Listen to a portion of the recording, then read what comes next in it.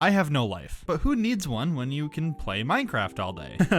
Yeah, I'm 25 years old. But that's right, gamers. I finally hit day 1000 in my hardcore world. And I had this totally original and never before done idea to make one long epic movie for you all to watch. Hopefully this goes well. I'm kind of thinking about trademarking the idea, so fingers crossed. Buckle up, folks, grab your popcorn, and get ready for this journey. As always, full world download is on my Patreon if you want to support me. Also, if you're putting this on to sleep or while you study, may God have mercy on your soul. Enjoy the video. You know, while I'm here, I might as well kill some of these sheep. I mean, they're just here, you know. Yeah, it needs to happen. I'm sorry. There we go. Make a bed. You know what? We'll even dye it blue. I've never had a blue bed before. Yeah, that's good. That'll be perfect to sleep in tonight. Holy cow, I am hungry already. Good thing I'm near this village though, which looks like it's actually nestled right in near this mountain. Oh my god, they already have cows put away for me. This is actually perfect. Wow. Go ahead and steal some of these hay bales for an easy early game food source. And I can't sprint. Okay, gotta eat now. Oh, they have carrots here? And potatoes. Let's go. That's perfect. Oh my goodness. And beetroots. Don't need those though. I suppose while we're here, we might as well breed the cows up. This is like the fastest I've ever had animals breeding in Minecraft. Oh god, this. Not this. Gotta watch out for that powdered snow. That'll get you. This is actually a pretty thriving community. What do we got here? We got a farmer. We got, okay, good old librarian. Got a cleric. A bunch of babies running around. Now this I will take. Never gonna complain about finding free bookshelves. You know, I think what we're gonna do is actually lock in all the villagers in their houses for now because there's a lot of them here and I want to keep these for later. There we go. First day complete. Now I did see some iron and coal. Yes, right here. Perfect. Oh my goodness, this is a huge vein of coal. 35 pieces already, still going on. And it looks like this actually opens up into this massive cave that goes way down into the earth. Oh yeah, I see like deep slate already. Now before I go down there, I'm gonna make myself a furnace and smelt up all this iron, chop down this tree, grab the rest of this coal, which is only 2 pieces, that's unfortunate. Chop down another tree. Oh my god, I want that cat. I need that cat in my life. Oh, that's a beautiful cat. And then make myself a chest plate. I think that's gonna be the best use of that 8 iron right there. So I think we can work our way around this way and have a nice smooth entrance. Yeah, we get the rest of this coal while we're up here too. Now it's really important that I get all the coal that I can while I'm up here because coal doesn't really generate down deep in the mines anymore. And that's gonna be hard to come by in the late game if I don't have any right now. How can I best get down here? You know, we're gonna go for it. We're gonna go for it. Oh, that was so terrifying. Why did I do that? Don't ever do that again. Oh my goodness. This goes way down there. Now I gotta be careful, but I am seeing some pockets of iron over here, which I definitely am gonna need to finish off the rest of my armor and also make a shield. The shield is gonna be very important right now. And I guess while I'm here, I will grab this copper. I mean, I will use it to build with eventually. Day number 2, complete. Please don't get dive bombed right now. That would not be good. Oh, I see more iron. Hang on. Can't forget the copper either. Oh, and some lapis. I can't get that yet, but we'll be back for that. It's so weird that lapis actually spawns like pretty high up in the world now. They must have raised it. Now this is a little bit spooky. Gotta be careful here. Yeah, you know what? I'm gonna not go in there for right now. We're gonna avoid that. Hey, some more iron. Oh, that's a skeleton. Yep, I'm out of here. I am out of here. Just kidding. I can kill this guy. What am I playing hardcore for if I can't kill a single skeleton? Come on now. I'm bad, but I'm not that bad, I don't think. Holy, this opens up into a massive cave. Yeah, that's dangerous. Wow, that's really cool though. That's so cool. But I'm out of here. That should be enough iron to make a full set as well as a shield. As much fun as the new caves are, I wouldn't exactly call them very friendly. Not at all friendly. Oh my cows, I've missed you. All right, I'm gonna get settled down in this house just for a bit while we're in the early game here to help us organize our inventory and get set up well. There we go. The rest of the iron has smelted. I now have full iron armor and a shield. I am unstoppable. Not really, but I feel like it right now. So just let me ride with it, okay? And while we're here, we might as well make ourselves the first iron pickaxe of the season. And I will use this new pickaxe to get all the lapis I just found. Now it looks to me like we have quite a beautiful seed here. I mean, we better. I picked it out myself. But I want to go ahead and explore around this area. I want to walk all the way around the other edge of this mountain. Maybe see what's on the other side. I want to find some sugarcane, maybe just see what this world has to offer because I am so excited. Also gonna chop some trees down on the way because wood actually seems kind of scarce. There's not very many trees in this area. Ooh, some pumpkins up here. That's good. Oh my god, this keeps getting better and better. Look at this mountain range and we have another village just over this hill. I have got to go check this out. But first, coal. Day number 4 is complete. I'm gonna stop announcing that soon. That'll get old really fast. Now already I'm noticing this village has a bunch more hay bales, which I'm gonna happily take for my personal gain. Now what I really want is a blacksmith. Ooh, some more bread. That's good. Since when do villages have animals already in a pen for you? Is that a new thing, or am I just living in the past? Because I have never seen that before. I'm gonna kill their animals though, so just hopefully they don't mind. Here you go, pal. Have a pork chop for my wrongdoings. Oh my god, that scared me so badly. I need to be careful.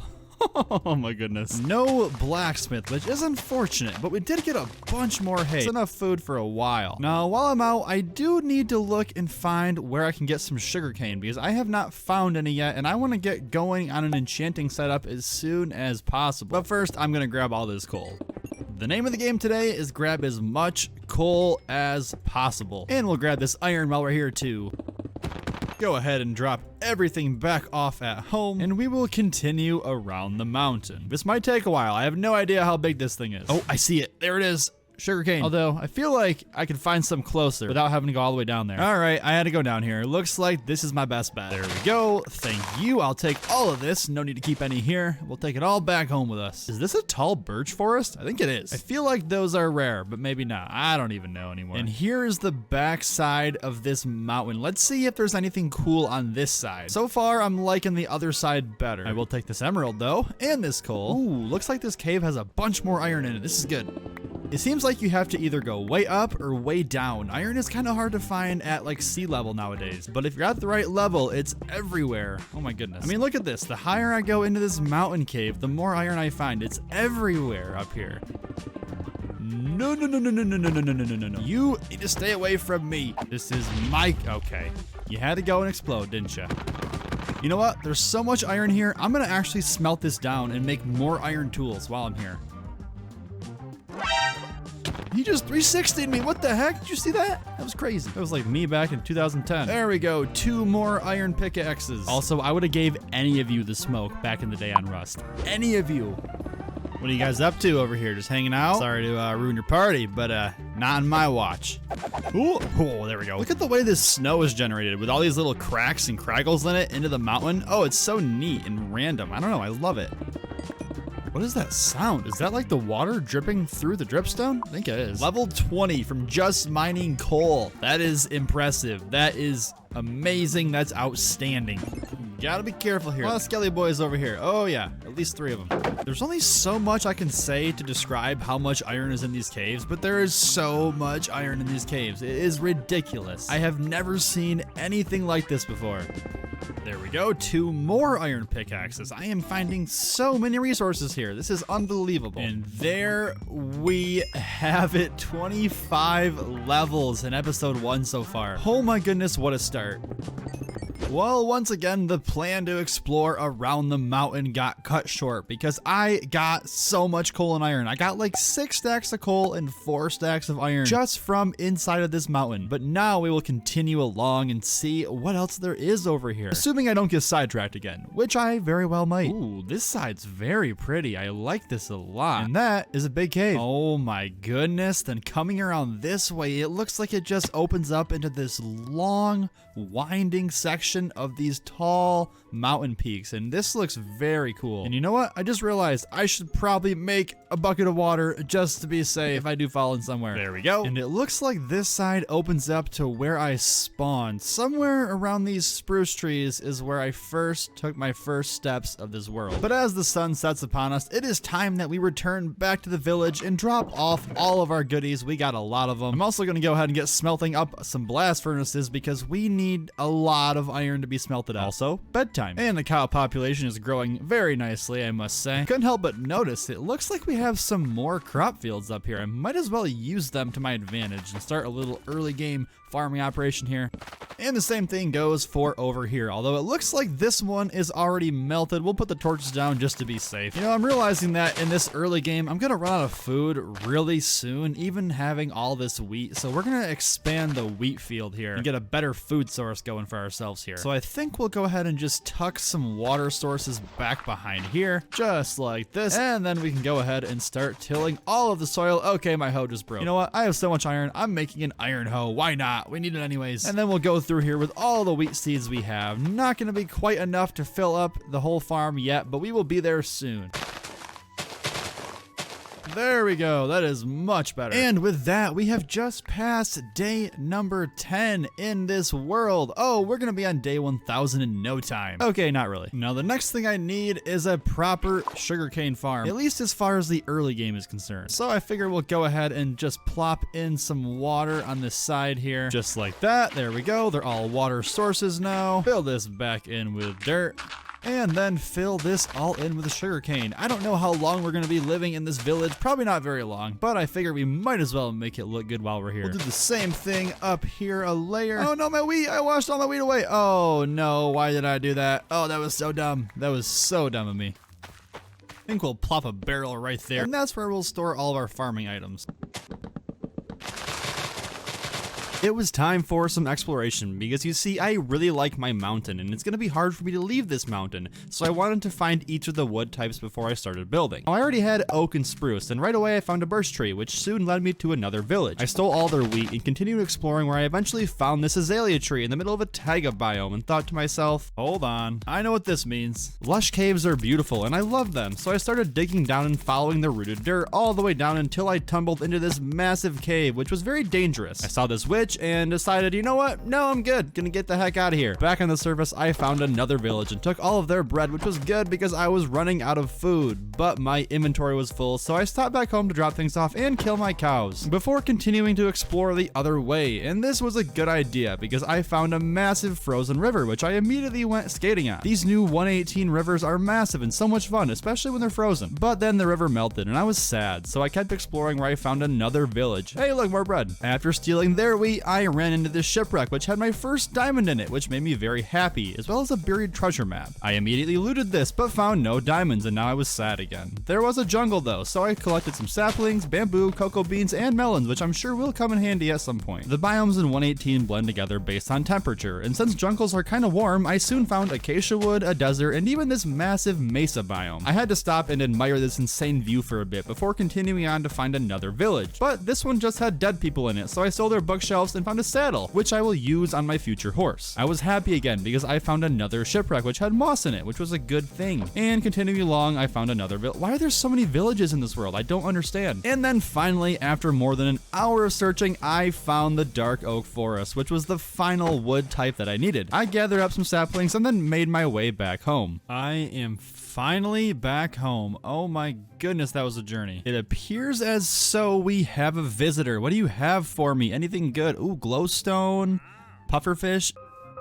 I spent a long time gathering a bunch of wood until I realized something. I feel bad that we are just leaving the villagers stuck in their homes like this. I mean, I need them to be safe, but I think we can do that in a better way. And I've realized as I go up and down this little staircase I built that I like these little details like this, and I want to go ahead and redecorate the whole village and make it safe for the villagers. It just feels right because we don't know how long we're gonna be here, but I want to make this place something special. Starting with these pathways, which are pretty beaten up and torn down. I think we can at least go through here just like this, and at a bare minimum, re-establish this grass path that they have already here for us. I just want this area to feel connected because right now it feels very disjointed and I don't like that. For example, areas like this where the path wraps around then just stops, I want to continue it on all the way over, kind of make it fit with the rest of the area. So this tells a bit more of a story and makes more sense. There we go, that's looking nice. And as far as this area goes, this path honestly shouldn't be here, so we're just gonna go ahead and get rid of this. And the same thing goes for over here. I honestly don't know why the village felt the need to even go over here. There's nothing here, so we're just gonna go ahead and like cut it off. I don't know, right here near this house, that should be good.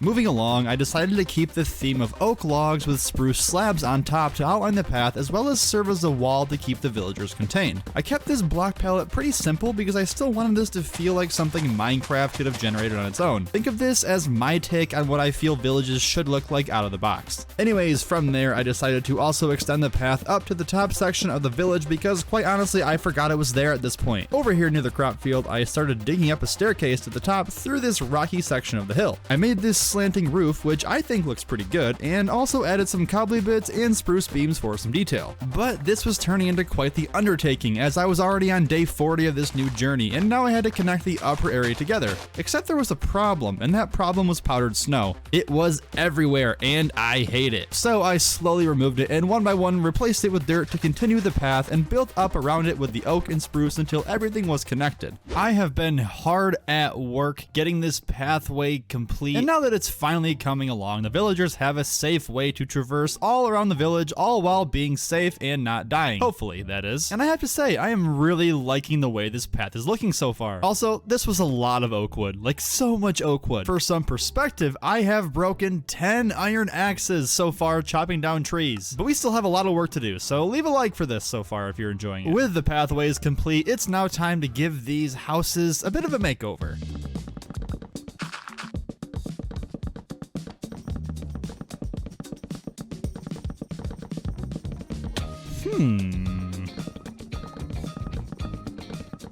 There we go. I really like how this turned out. All I basically did was change the roof shape up and then add a few more blocks like some spruce and some snow to help change the palette up a little bit. I think it looks really good, and that's a good framework that we can use for the rest of these houses. House number 2 is complete. I gave this one a window. I like it a lot. Now that I had a block palette picked out, it was pretty easy to get into a groove while building these houses. And I wanted them to all have a similar feel, but still have differences among each individual build, which luckily was pretty easy considering all the houses are actually different by default. For instance, this house was an even number, which is kind of something I'm not used to building in, but I was able to make this cool shaped roof, which I quite like. I also added in things like windows or even this overhang out front, which I think is pretty cool. There we go. House number 3 is complete. House number 4 is complete. House number 5 is mostly complete, but I want to go ahead and install some sort of a basement here because this links up right into the stairway up. So if we dig that out a little bit, put in some of these, we'll get a door right there like that. And if we go in here and dig right on up, where do we end up? There we go. Nice and subtle, but I really like that detail. It fits in nicely with the landscape. And with that sleep, we just passed day number 50. Oh my goodness. We are off to such a great start. I do not like working with this guy around. He is kind of scary, not gonna lie. One wrong swing of this axe and I am dead meat. Literally, I am dead on an instant. So let's just hope that doesn't happen. You know, I think at this point, we might as well upgrade our food source. I'm tired of eating bread. I need more snow. The rest of the houses had a different shaped roof, which I decided to lean into and go with an igloo style with a campfire on top. I think it looks really good. And then as far as this cobblestone castle goes, I didn't want to change it up too much, but I did want to add a lot more color and variation in it. So I added a bunch of spruce and the whole thing looks so much better now. Now that all of the houses are in, I want to go ahead and start adding in some detail bits to this area. And I think a great way to do it would be to go through over here, kind of in the areas between and behind the houses, and start adding in these crop fields, especially like carrots and potatoes, because those are gonna allow us to use a lot of different color and add just a lot of detail to this area that I really think will be good. Oh yeah, this hasn't even grown in yet, and I can already tell this is gonna be an awesome addition to the village. Look at me go, already terraforming and not filling in the middle part. Couldn't be me, honestly. Well, I guess technically it is me, but whatever, who cares? Now, I think we're gonna turn this big section in the middle here into a big potato farm. I don't know, I feel like it'll fit in nicely next to the carrot farm on that side. Now, the question is, do I have enough potatoes? I don't think I do, but I guess we'll see. Oh yeah, not even close. Only like halfway. But I have to say, from this area, I am loving the way this village looks. Oh my goodness, all the houses redone look so cool. I love their chimneys with the campfires. Oh, it's so nice. But I have a lot more fields I want to plant, and I am all out of crops. So it is time to wait for the crops to grow in. And while I'm up here, I realized I forgot to redo this house. So that's gonna be a new project to work on while the crops grow in. I just want to remind you that if you are enjoying the series, go ahead and subscribe to the channel. It means a lot to me. Oh yeah, and I forgot, I also redid the well here. I think it looks pretty good.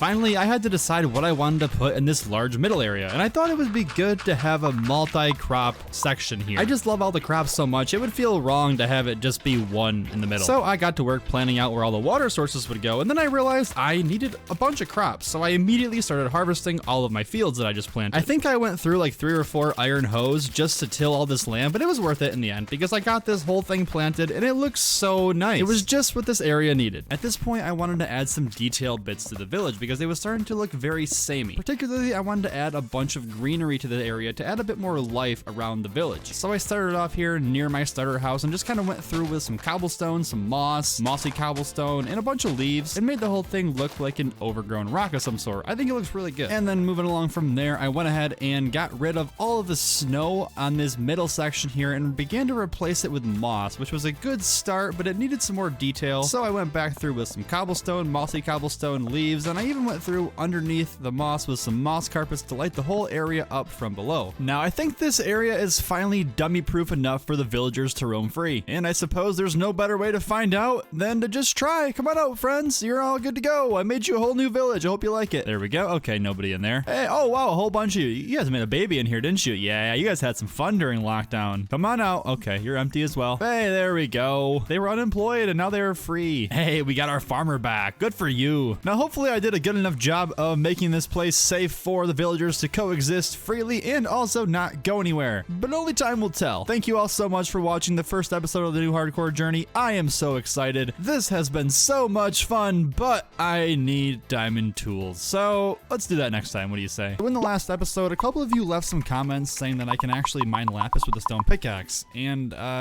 you're definitely wrong. But look, I'll go ahead and prove it to you. Here we go. This definitely won't work.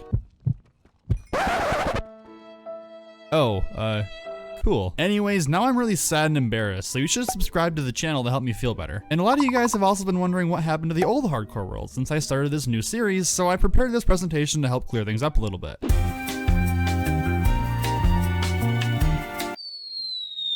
So yeah, I hope that helped. And since then, I've also been admiring my new village, but also realizing that, yeah, this took like way too long to complete. You see, iron tools, they really suck. But no offense, dude, I think that you're great and all. And that's changing today because I'm gonna get a lot of diamonds. But before I can do that, I need a better spot to put all my stuff. Because, yeah, this disorganization is just like reminding me too much of real life. So yeah. And I'm thinking we're gonna carve into the side of this hill and make a proper storage system here. Wait a second, shouldn't I be waiting until I have diamond tools to do this? Yeah, probably.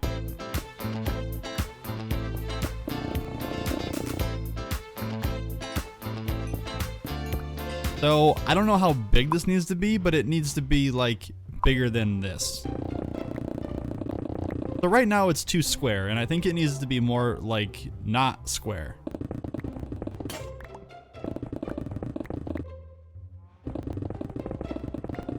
So it's good, but I think it's missing something. There we go. Stop howling like a wolf, dude. Oh my god. I'm trying to record. So I think now we're gonna place in some barrels, because apparently I need more fishermen in this town. No, what side's better, left or right? Yeah, I think left side's better. Or we could do both. Yeah, I think this looks pretty good. So if we do chests right here, I think we need a support beam, otherwise this will like fall over, right? And another one right here, I think. Yeah, this is good stuff. So now I need to add in some leaves and mossy stone to make this brand new place seem like it's really old, you know, because Minecraft. Oh look, one of my cows escaped. There we go, I'm all moved in now. So in the last episode, I found one measly diamond in a shipwreck, and in between episodes, I dug out this strip mine and ended up finding 2 more diamonds along the way, which is pretty good. And now, that means that I can make one of, I forgot I moved everything. One of these, a diamond pickaxe, baby. Okay, so first step to getting rich is to quit bumping my head. And next, I should probably finish digging out this mine shaft because I don't really think I'm ready for the caves yet.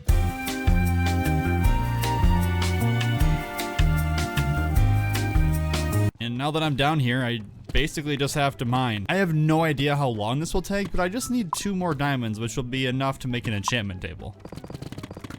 You know, now that I'm here, I'm also gonna need some of this as well. So while I have a couple of years to chat, let me talk about my Discord server. It's the coolest and you should definitely join it. Oh, also, follow me on Twitch. Okay, I got 6 pieces, that should be enough. Now, as much as this hurts, I'm gonna leave this here. Basically, I wanna save everything until I have Fortune 3. That's all I care about right now. Ah, just kidding. You thought I was gonna mine that, didn't you? What are you doing? No, why are you here? I went through all 5 of my iron pickaxes and still found no diamonds. So at this point, I had to commit the greatest sin ever and use my diamond pick before it was enchanted. Okay, that was good timing. There we go. So now I can make an enchantment table. And where am I gonna put this thing? I think right here. Okay, now hear me out. Actually, no. Right here. Okay, here. What are we doing? So this will go here. I tried to light up the area with torches and carpets, but that broke my bookshelves, so I had to use these pumpkins and then put lights inside of them. And then I realized there was a hole in my ground, but I wanted there to not be a hole in my ground, so I filled these trapdoors in so I could still access the enchantment table. And this was good, because it now felt like a secret, and I love secrets. I re-rolled enchantments until I had Fortune 2 come up, and then I had a big decision to make. Ooh, Fortune 2. Ooh, that's good, but it's not quite what I'm after. I want Fortune 3. I'm not gonna settle. Okay, what's it gonna be? Oh yes, perfect. I couldn't have asked for anything better right now. So now that we have Fortune 3, it's time to go actually mining. And I'm hitting my head again, hang on. So 6 diamonds turned into 13. Now if I was playing old Minecraft, I would be flying through the caves right now looking for diamonds without any worry in the world. But these 118 caves are way more deadly, so I want diamond armor before I begin to explore them too heavily. Already at 26 diamonds. Call me crazy, but I feel like they're way more common now. Well, it's been 12 whole minutes and I have this many diamonds, which is pretty good, I think. But now I need some more levels so that I can go enchanting, so I'm gonna head over to the zombie spawner. Oh, wait, you don't know that I have that yet, do you? See, when I was caving between episodes, I actually found a zombie spawner, which is good, but the footage is lost, so that's sad. And it's located right here, but you know, like lower. But really quickly, if you like birds, you should follow me on Twitter right now. I have lots of good tweets. Oh, I have a way with words, don't I? Aha, here it is. I found it. So the first thing I have to do is dig out this room so that more zombies can spawn.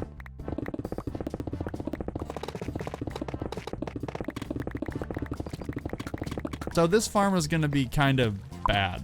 Well, like, not good. I think zombie spawners are the worst ones, so I kind of want this just to work for some XP until I find a better one, like a skeleton or even cave spiders. Okay, let's see if this thing works.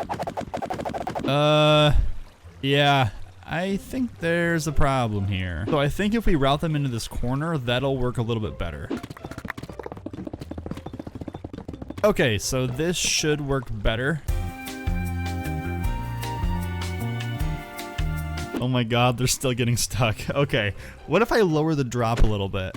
There we go, now this actually works. Okay, so now we're gonna make ourselves a full set of diamond armor, as well as a sword. That will probably come in handy. We're gonna take Unbreaking 3 on the chest plate. Ooh, Fire Prot, that's not good. Take Aqua Infinity on the helmet. Okay, Prot 3, that's a little bit better. Now we'll go for Blast Prot on these boots for the Creeper boys, and oh, Depth Strider, that's pretty good. I can't complain there. Might 4 on the sword, and Blast Protection on the leggings. That armor is kind of bad, but it's better than iron, so good. Right now it's 4:30 p.m. and I have nothing else better to do, so I'm gonna spend the next 5 hours caving and let's see what we can get.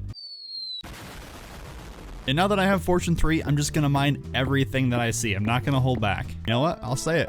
I will go on to regret this decision very shortly here. Oh my god, there's so many spiders here. If this was real life, I would have called it quits by now. Hello, Mr. Enderman. So I think the strategy is just to like speed run through here and torch spam and then go back through to mine everything. Ooh, I want to get a record right here.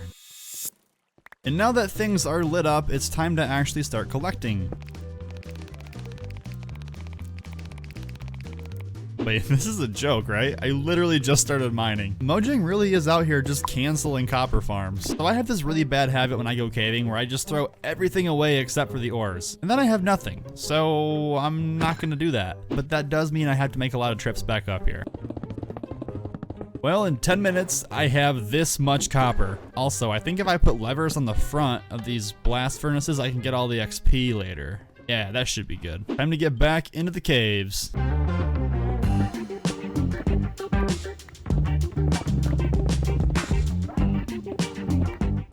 I think he's scared of me.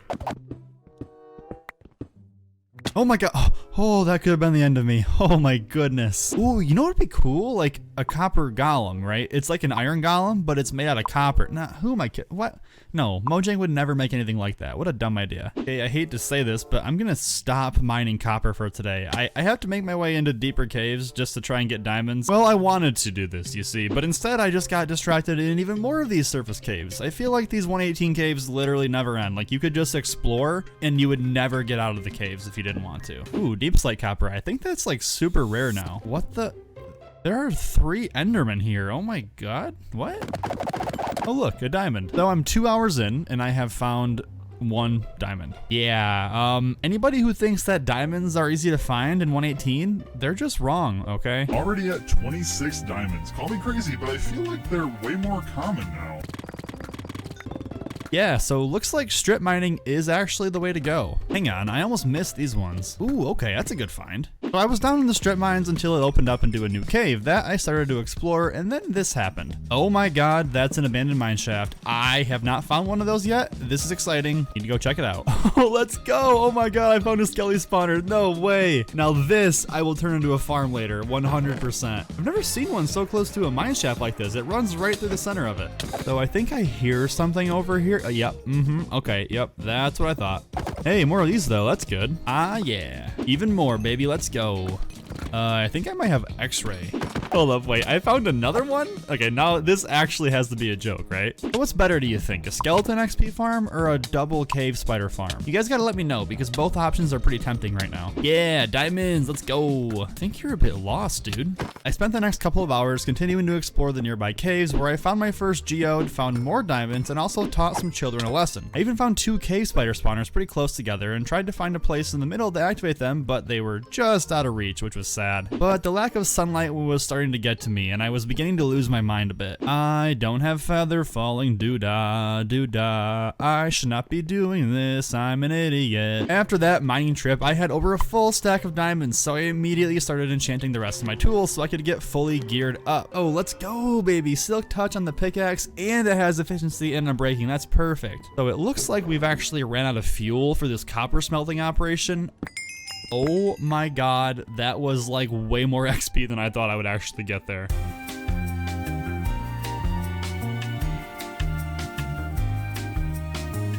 Okay, infinity finally came up and I am 1 level short. Wow, that's actually a pretty good bow. So now I want to do some building, but first I need some wood. A bit more than that, probably. There we go, that's better. Okay, I think that's everything I'm gonna need. So I wanna build a mine shaft entrance right here, and the first thing I'll need is a door. Right there. Now I'm gonna outline it in this polished deep slate. Oh yeah, I like that. Now let's bring these walls out and add in some of the cobbled deep slate.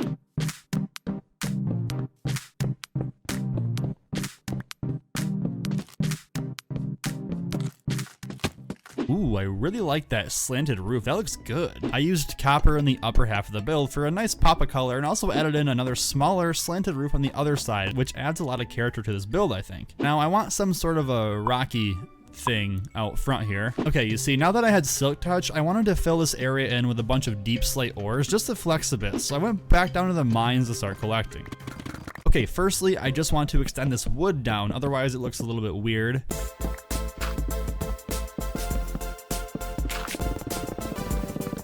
Okay, now I want to just spam a bunch of deep slate over here like a big rock thing. Yeah, this is a start. Okay, a little bit better with the texturing, but what this really needs is some color.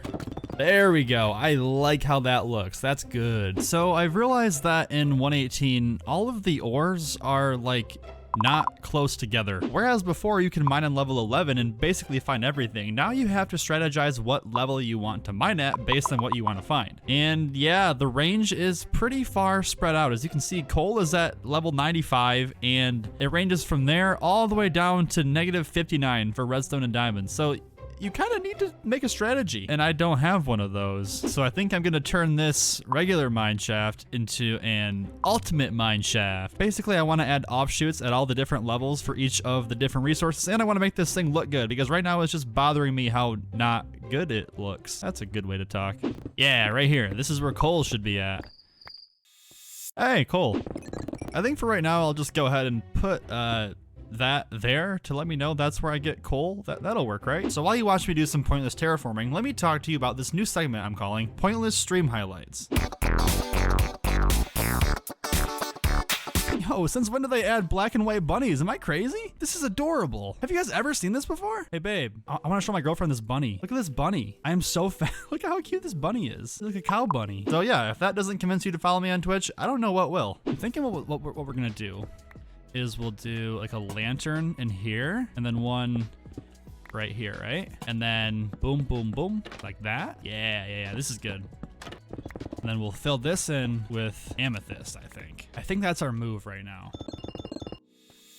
Honestly, that is so simple, but I really like that. And over the last few days, I've been quite busy working on the rest of the mine shaft. I added in this upstairs area. I'm gonna put like some stonemason guys up here. I think we can trade them stuff after we go mining, right? Yeah, that'll be good. And I finally have this mine shaft going all the way down to diamond level, which I gotta say, looks pretty stinking nice. This diamond archway thing is really cool. And now, the moment you've been waiting for this entire episode. How many diamonds did I actually get? And honestly, I kind of forgot myself, so this is gonna be a surprise for me too.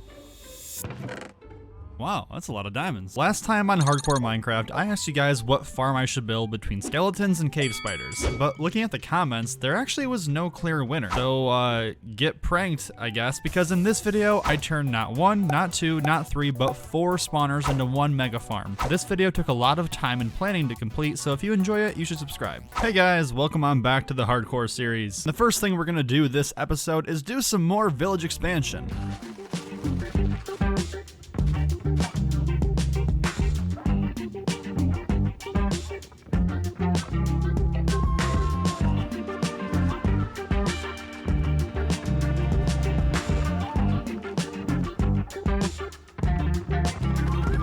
There we go, this area is looking really cool. But now that I am planning to expand the village every episode, you guys gotta leave me some comments for what you'd like to see because I am not that creative. And for today's episode, we are going to start a new project right here. Well, actually,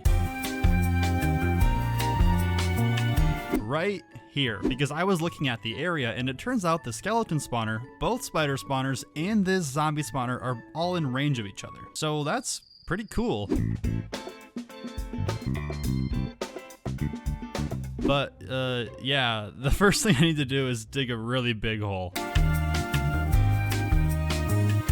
So I've been digging and it's really slow and I kind of had this idea. So like, what if Mojang added this item and it was like a beacon? You know, I know, just hear me out. But like, what if when you use the beacon, you can mine faster? You know, that's a good idea. Somebody should actually suggest that to the Mojang team.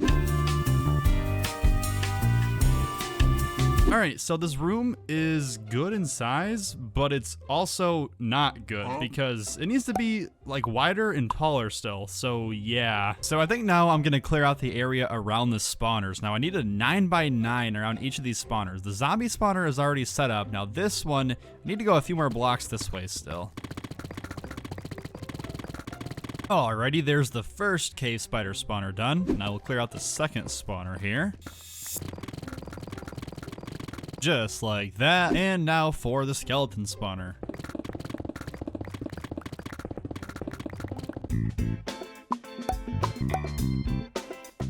Okay, so now I want to build an actual outline around these spawners so I can kind of visualize what the area is that we're going to be working with here.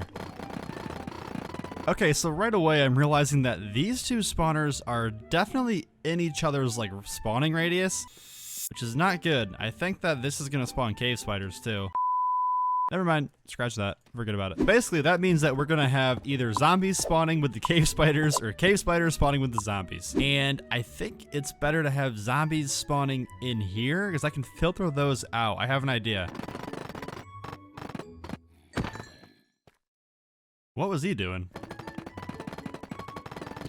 So So I think this will work, but now the zombie spawner is going to be this weird L shape, which shouldn't be a big deal. I guess that'll be a problem for future Brock to deal with. Yeah, that should be good. Oh no, I made a mistake.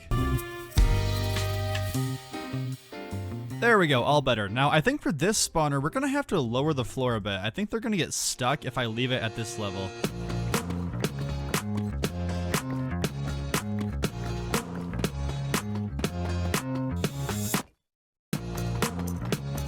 Ooh, my pickaxe is gonna break, hang on. And with these three all outlined, it's time for the last one, which is the skeleton spawner. I guess I will just stick with the theme and use a different deep slate block.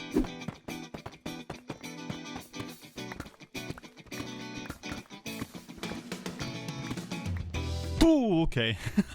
That scared me, man. Minecraft is a horror game, I tell you what. Apparently it's snowing outside. This is kind of weird, not gonna lie to you, man. What is going on here? Okay, so, Alright, we're gonna start with the double cave spiders because this is gonna be the hardest one to pull off because they are super annoying and they climb everywhere and I honestly hate them. So let's get this out of the way.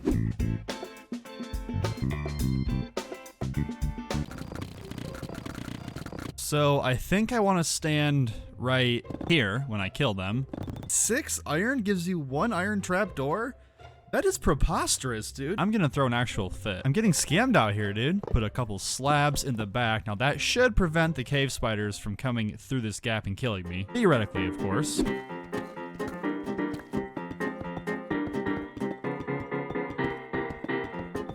Alright, I'm gonna go ahead and just fill this thing in while I'm here.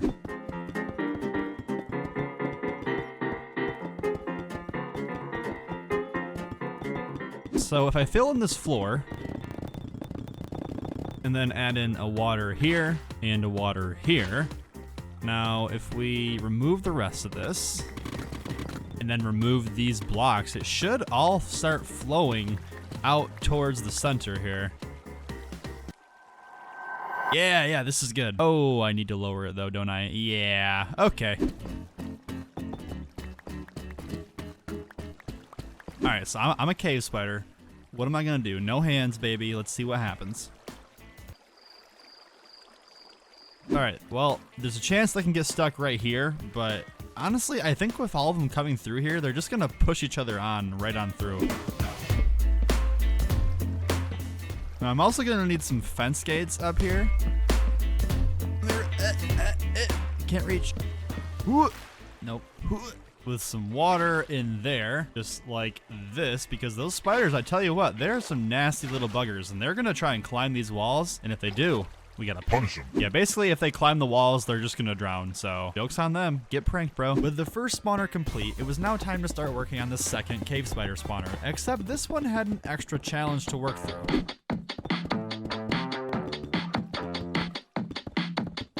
Except this one's a little bit different because the zombie spawner is so close that zombies can actually spawn in here with the cave spiders, so I need to filter them out somehow. But luckily, I've actually found a way that's pretty simple and foolproof. If we dig out a hole right here, and then we'll put in some fence gates just like this. Open the fence gates up, and then destroy these blocks. The water should flow nicely over top. There we go. So the cave spiders will still come through, and they'll have a tendency to actually swim. So they will swim up right on over, and they will not fall through, whereas the zombies, they will sink, and then we can filter them out and send them over to the kill chamber. All right, so now I have to connect this to this. It can't be that hard, right? So I don't want to be too cocky, but I think we actually have this thing in a spot where we can give it a test run.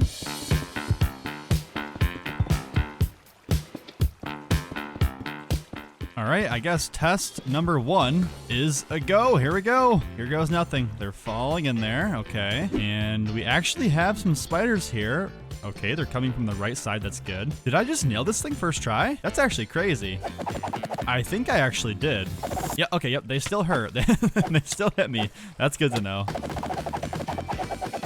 Now, how are my zombies doing? I definitely hear them.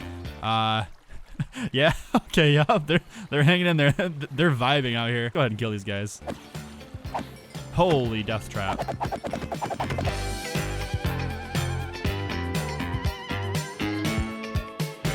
So if we're gonna kill the cave spiders right here, I think it just makes sense to kill the skeletons and the zombies right here. Yeah, something like this should work perfectly. So I think the next reasonable thing is to go ahead and figure out this drop chute. So we have to go up 23 blocks to actually get the zombies and the skeletons down to 1 hit to kill. Ooh, okay, there's a big cave here. Hold up. Yeah, I guess we're just gonna have to explore this thing very quickly. And yep, there's monsters here. Okay, so right here will be the level that they fall down from. Now we'll dig out a little bit this way towards the zombie spawner. And then a little bit this way towards the skeleton spawner.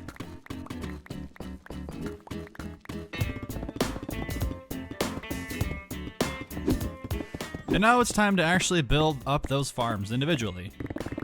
Starting with this bad boy, the skeletons. And I just realized I don't have my soul sand. But Brock, don't you need to have gone to the Nether to get soul sand? And you're right, you would be correct in thinking that, but what I didn't tell you is that I actually did go to the Nether in between episodes. It all started when I mined this obsidian and thought to myself, you know, I should probably go to the Nether soon. And thus, I had a plan. I built the portal deep into this cave close to my base, and if you're wondering why I put it here, then you'll just have to wait and find out later. After realizing that I forgot my gold helmet, oh man, I forgot my gold helmet. I doubled back, made the helmet, and then saw myself into the door of hell. And as far as hell is concerned, this place was pretty cool. I've had a lot worse spawns in the Nether in the past. I spent some time mining quartz, killing ghast, and even took out this posse of endermen that looked at me funny. Okay, well maybe I looked at them funny, but you get the idea. From there, I ventured into this crimson forest. Well, on top of the crimson forest, because I'm not a fool, you see. I kept towering over this thing, killing hoglins in front of their children when I made my way into this warped forest. And then I saw it, the Nether fortress. I started digging and made my way into this structure. It was a terrible fortress. I ran around this labyrinth looting chests, killing wither skeletons until I found this Nether wart room, which is where I got the soul sand you were about to see me use. I kept exploring until I found a blaze spawner, where I spent the next long while collecting blaze rods before continuing home. Ooh, look, another cow bunny. I love you, cow bunny. Bye, cow bunny. Oh, you're not a cow bunny. You know, I also don't have any kelp, but I think this ice will come in handy.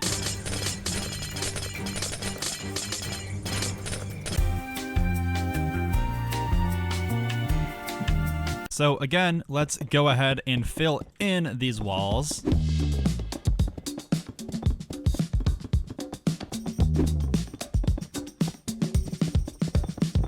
And we'll leave this one open. We're gonna funnel the skeletons through this hole here. Yo, actually, we'll just put ice here and then ice here. That's kind of a move, right? Because if we break that and then that, we have water.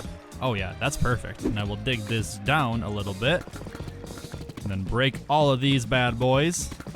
Oh, heck yeah, this is perfect. So if we put a wall, I think right... and a soul sand. And I think if we just cover these in with the ice blocks and then break them, we should have a working elevator. My hands are off of the keyboard. Let's see if I go in here. All right, no, that didn't work. There we go. Now it actually works, I think. Yeah, okay, that works. Only took me like 17 different tries to get that to work. Okay, moving on. And then we'll go back up here and find the coordinates that will match up with the hole I just dug, which should be right here. I hope I don't regret this one. Oh, okay, there we go. Yep, it lines up perfectly. Now, the good thing about using ice is we can just fill this in like so. And then once we break them all, they should turn into water elevators. Hey, there we go. Perfect. There we go, and with that, the skeleton part of the farm is pretty much done. Now I gotta figure out this weird L-shaped thing. I don't think it's gonna be too hard. We'll start by going ahead and just filling in the walls.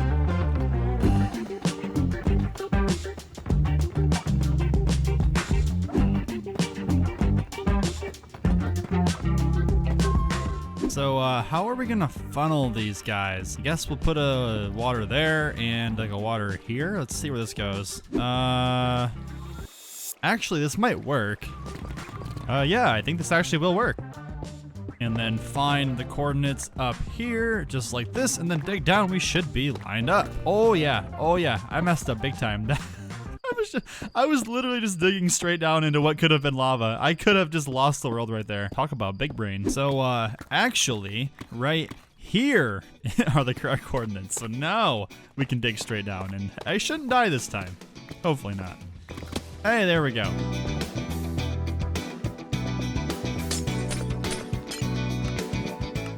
There we go. The zombie spawner is now set up. I do have one more thing to do, and that is to figure out how to connect up this underground tunnel thing to the rest of the skeletons and the zombies over here. So when the zombies fall down, they will get led into this long, convoluted waterway thing into this elevator, which should line up right here. Oh, okay, I made it. And with that, I think that all three of the intersections should lead right to the center here. All right, so we'll start with the skeleton. Let's turn this bad boy on and get shot in the process. Hey, there we go. It actually does work. Cool. Now we'll go ahead and do this one. This is the combination of the cave spider and the zombie. So we do have a zombie in the farm now. That zombie should end up over here at the killing chamber. Hey, it's sinking down nicely. Love to see that. Huh? Oh, yeah. I need to do that. There we go. Now that'll work. And while we're here, we'll turn on this one too. Oh my god, it works. I see zombies falling. This is perfect. You know, I'm just gonna be straight up with you. You should really be following me on Twitter. It's the best place, hands down, to get updates. Anyways, carry on with the video. And now that I have the farms complete, it's time to decorate this area. And I think I have an idea of what will work.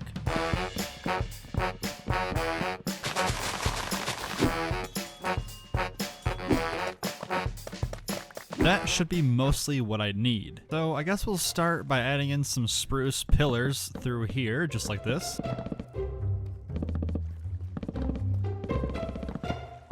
Okay, there we go. I think that's a good start. Now, it's gonna be expensive, but I like the idea of actually having bookshelves back here. Kind of like a backdrop. Oh yeah, that looks really good. I really like that.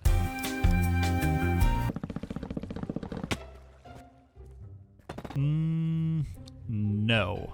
Better. Now that I can work with.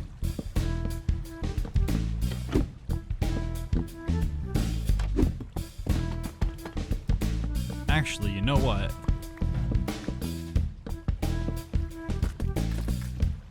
Now that's better. Now I think in here, we'll keep it simple and use some cobbled deep slate. And I gotta be careful because this is definitely where the spawner actually is.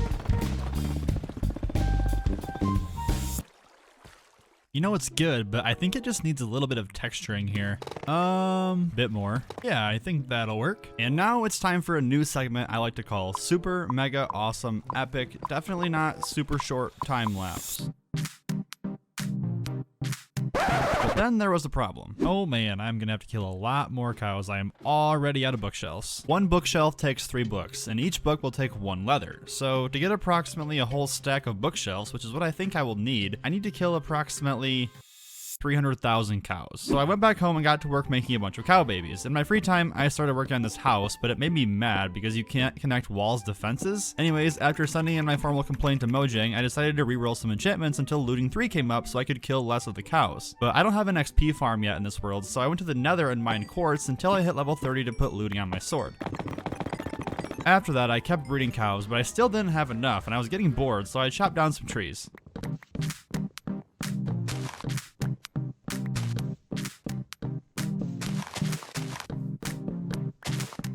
At this point, the cow army was getting big, but it wasn't big enough, so I thought I would try and build a custom tree near the base.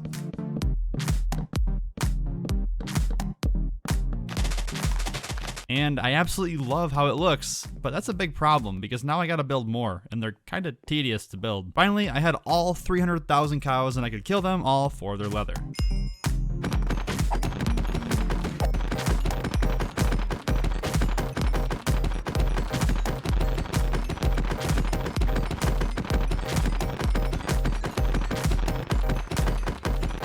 And now that I have all of the bookshelves, it's time to continue decorating this area. And I'm gonna stick with the same theme, I think.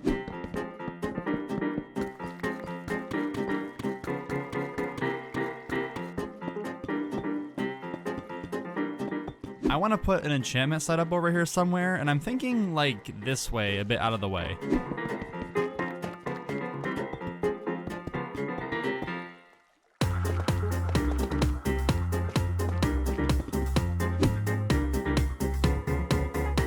And after working on the floor design, I was kind of feeling lonely, so I went out near my base and got a pet horse. I love this horse so much that I made it a cute little pen over here.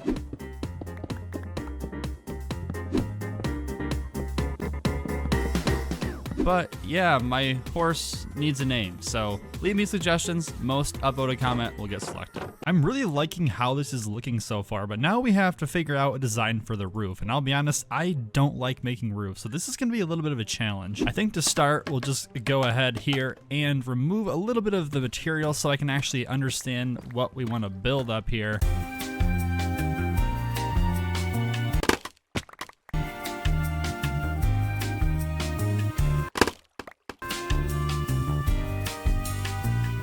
Okay, and I think we'll just extend these spruce beams, you know, because otherwise this might fall over, you never know.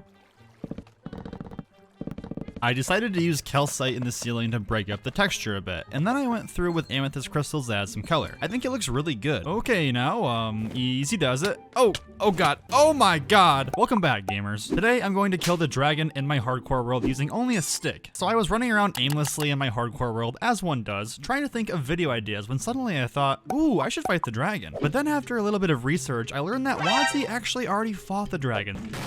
So if I did that, it would be copying, and that kind of made me sad. And then it hit me. What if I fight the dragon using only a stick?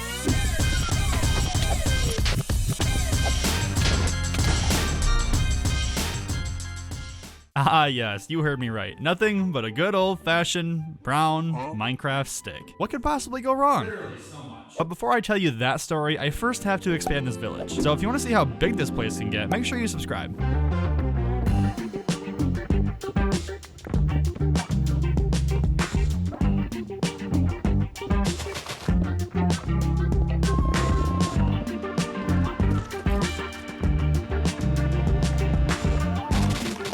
My dudes, we're back! What do you think? I think it looks pretty dang good. This is a good bridge. I'm really starting to think that these village expansions are gonna be a great way to keep this place in pristine condition. But Brock, don't you need villagers for it to be called a village expansion? Hey you, listen here, you nitwit. Don't you know what happened to my villagers? Wait, you haven't heard what happened? Ooh. This is awkward. I'm sorry about that. That was a bit aggressive. Let me explain what happened to them. A couple of weeks ago on a live stream, I was doing some planning for a future project, so I dug this really big hole below my base. I wanted to build my villager breeder down here, and it was going exactly to plan. I had the hole dug, I had my villagers all in boats, ready to go, yada yada yada, and then this happened. It's nighttime, and okay. We have a problem. There's a problem. What were you doing? Hey, what were you doing? You didn't do your job. You just sat in the field. You think you're a farmer. Oh my god, I ought to just burn them alive. Okay. I'm done with the banter. Okay, there's still a lot of prep that we can do before we can actually set off to fight this dragon. First thing I'm thinking is that we get another wart farm going. Now, nothing crazy, just a simple little cute guy thing back here. Okay, now where are my blaze rods at? I know they're in here somewhere, dude. Wait, what the heck? I just killed like 100 blazes last episode. I really don't want to have to go back to the Nether if I don't have to. Okay, yeah, I'm going back to the Nether. But this bridge though, this is nice. I like this thing. All right, well, let's make this quick, I guess. Jesus.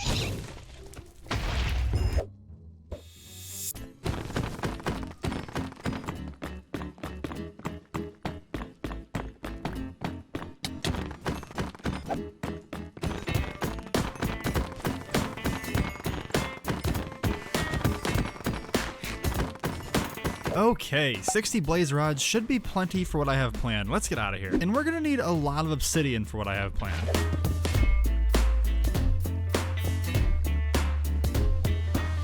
Good God, that stuff takes a long time to mine, dude. I'm glad that's over though. Oh God.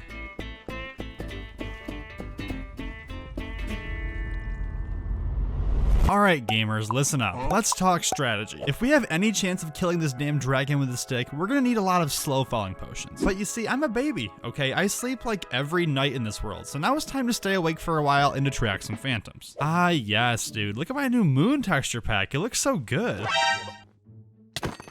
Hey yo buddy, you trying to have a duel?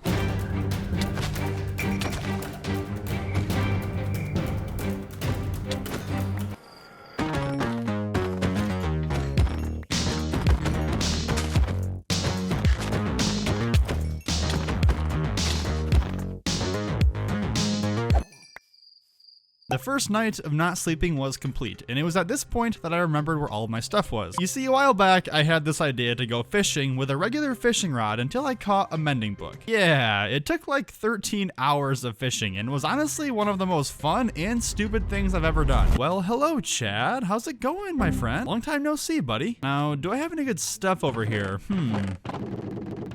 So I found 29 blaze rods, which is pretty cool because I just spent all that time in the Nether killing blazes. Yeah. But I also found 3 phantom membrane, which I'll definitely use, but I'm still gonna need some more. So while those potions were brewing, I wanted to check out the top comment from the last video, so my horse could have a name. And boom, there we go. Thank you for commenting. This is my new horse, Sleipnir. I hope I'm saying that right. Okay, so 9 slow falling potions is good, but I'm only gonna be using a stick to kill the dragon as I've talked about, so I might have to spend like a really long time in the end. So yeah, I'm gonna want some more phantom membranes still. Ooh, look at this guy. He's all decked out in enchanted gold. This has got to be pretty rare. You know, I tell you what, let's take him home with us. There we go. And you know what? You know the drill. Leave a name suggestion and the best comment will win again.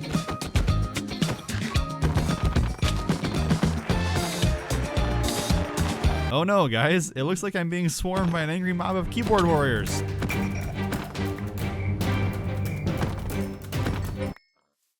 Oh god, I think I just made all my obsidian in Ender chest. Oh, now I gotta go get even more of it.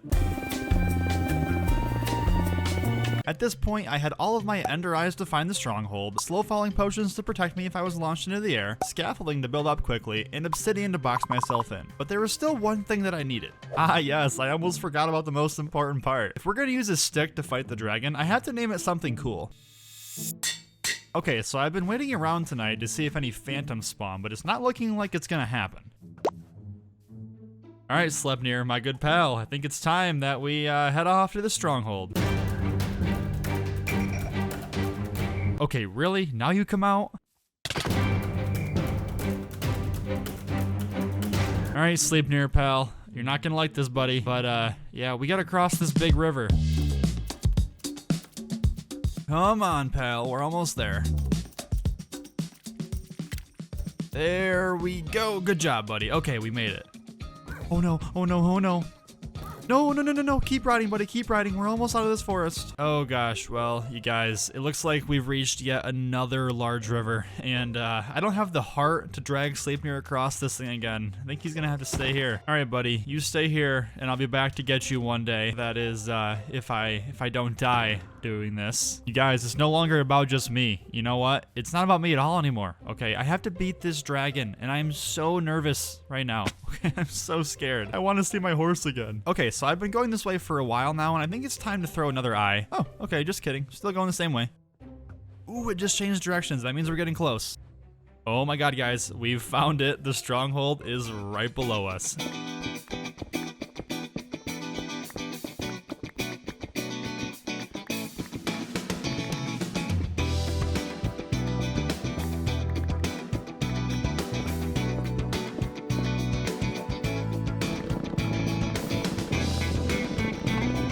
You know, maybe I should have just found the stronghold last episode for the bookshelves that I needed, because this place is cracked, dude. Hold up, wait. There's another one here?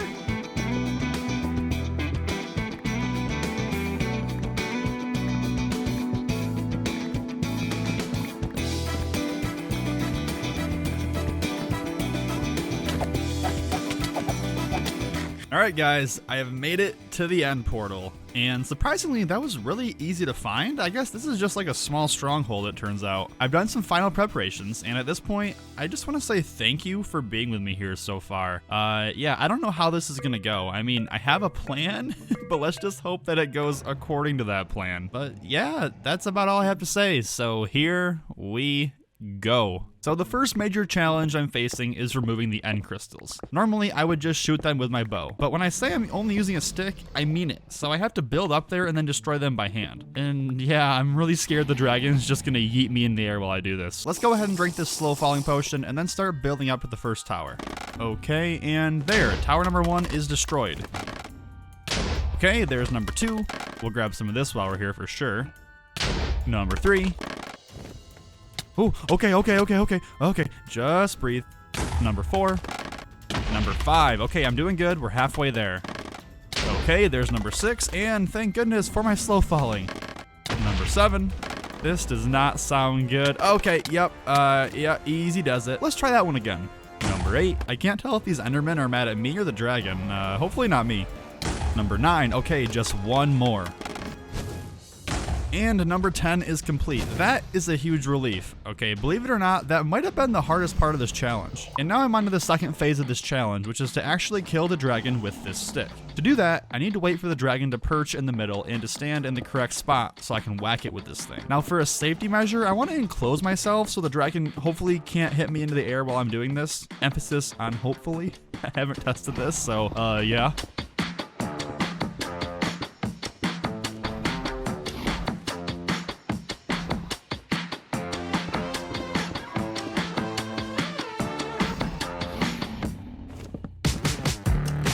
Alright, I think this is the perfect setup where the dragon can't hit me, but I can still hit the dragon. Now I have to go test it. I think if I run out here, it should make the dragon want to perch. Okay, here we go. It's happening. It's happening. Now we just wait for it to land and start smacking it.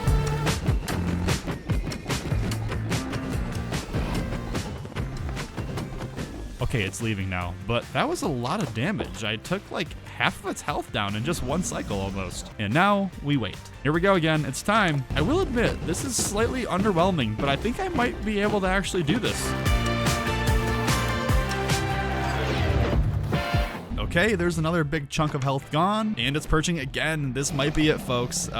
Yeah, like and subscribe.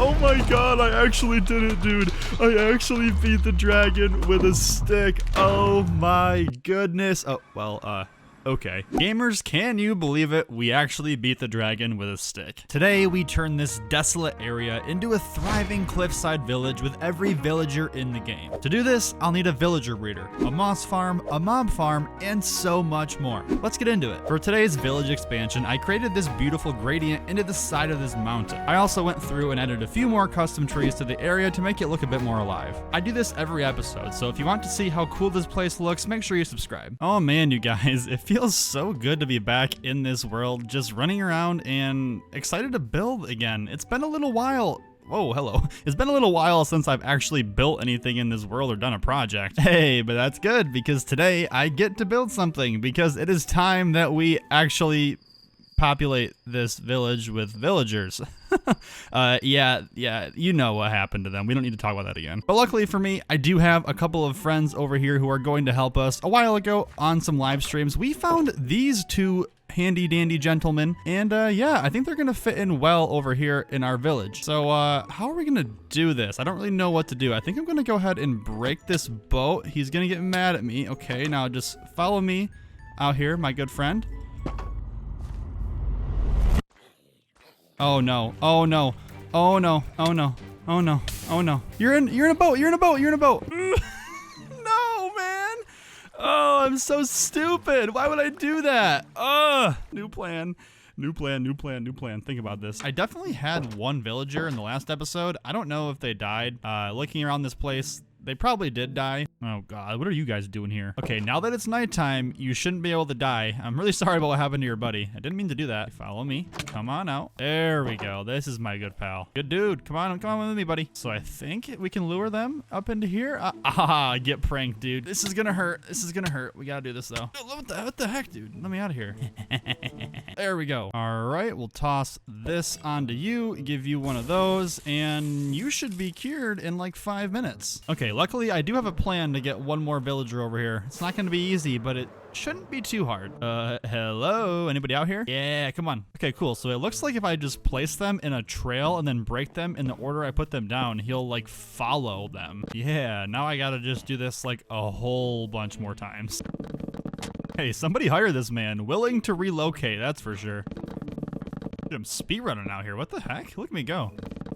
You float?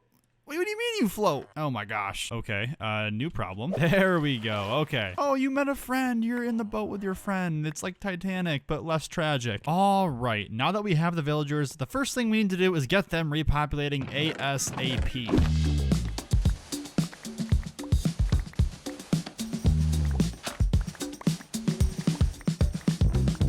and I think I'm gonna have the villagers breed like right in the center, like front and center, the main piece of art of this room. That sounded kind of weird.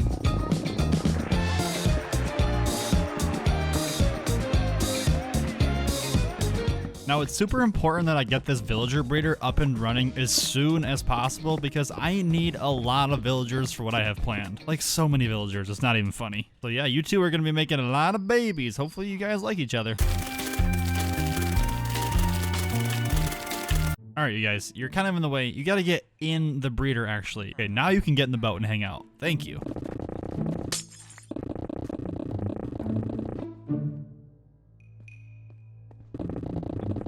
All right, we'll give you guys just like a whole bunch of carrots to get you really in the mood. And we should see a baby pop out of you guys soon. Hey, a baby. Oh, what the hell?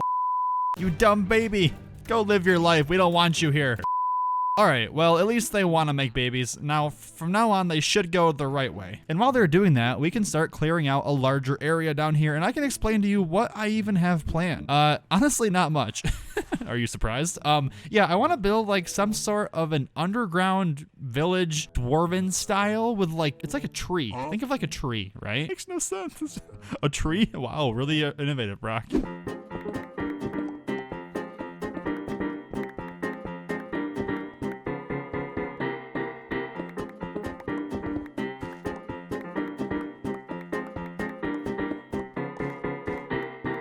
You dumb baby. What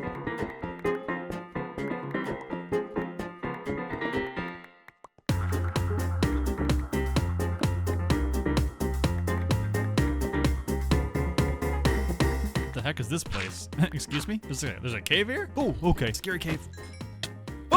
Oh, that actually scared the holy mother of pearl. Okay, the size of this room is looking much better, but I want to go ahead and lower and raise the floor by 2 blocks each. I feel like I'm known for having these builds that are always like super short and chunky. Let's go ahead and stretch this one out a little bit.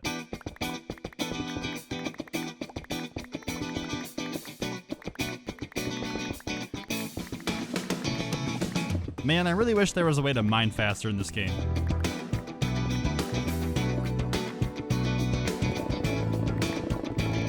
Now, how much oak wood do I have? Ooh, okay. Yeah, I gotta do something about that. So the other main building block I'm gonna need for this is moss, and I do have some of it. However, yeah, I'm tired of like destroying my hardcore world just to collect this stuff, so we need to make a moss farm now. But moss farms need bone meal, a lot of bone meal. So actually, let's make a mob farm. And we're gonna come out here to the desert to build this mob farm, because out in the desert, most of the zombies that try to spawn will be husks, but because we are not on the surface, it will actually fail to spawn the husks, giving us more and more skeletons, creepers, and spiders. Which, I don't know about you, but I'm always happy to have less zombie flesh in my world.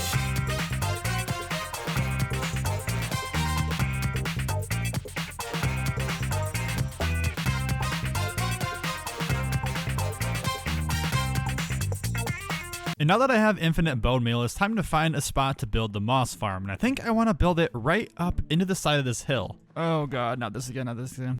There should be plenty of room on the inside of this hill. Plus, I kind of just want an excuse to build a little house on top of here. There we go, that's looking pretty cute. I think I want to add like a little chimney to it now too.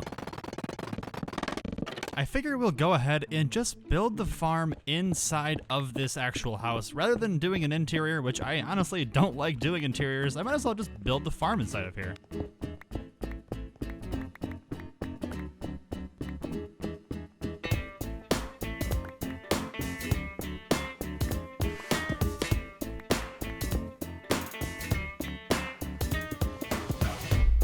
This design is by Pixel Riffs. I will leave a link to it in the description.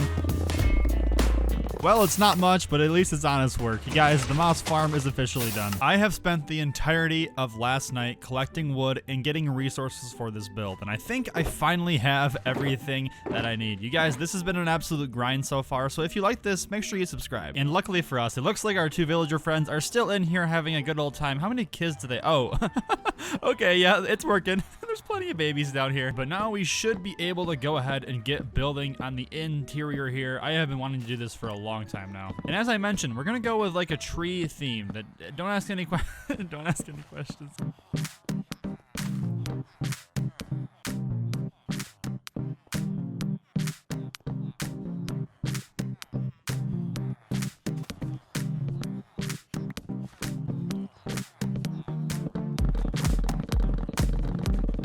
Okay, yeah, now that I'm seeing this, it's definitely looking good. This is a good start to the build. And moving forward, I want to extend a spiral staircase leading up into the village. Imagine the roots of this tree extending in all different directions. So we'll have one root going up to the surface. That'll be how we get down here. And then we'll have various other roots extend through here as we expand into new places.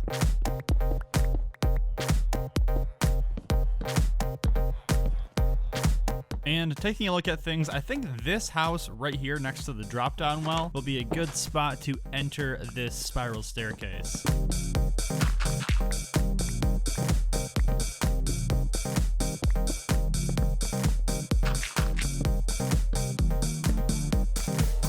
What are we thinking here? Does this actually look like a tree branch? I think it kind of does. I think it looks pretty good. I want to add some more detail though through here. Oh yeah, this is looking good. Like on a scale of 1 to tree, I think we're at like a 7 right now. Okay, so I'm a visual guy, right? I like to see things. It doesn't make any sense. Anyways, I want to have a viewing chamber over here for the villagers so I can kind of have a head count of how many guys I have before we send them off into the trading hall.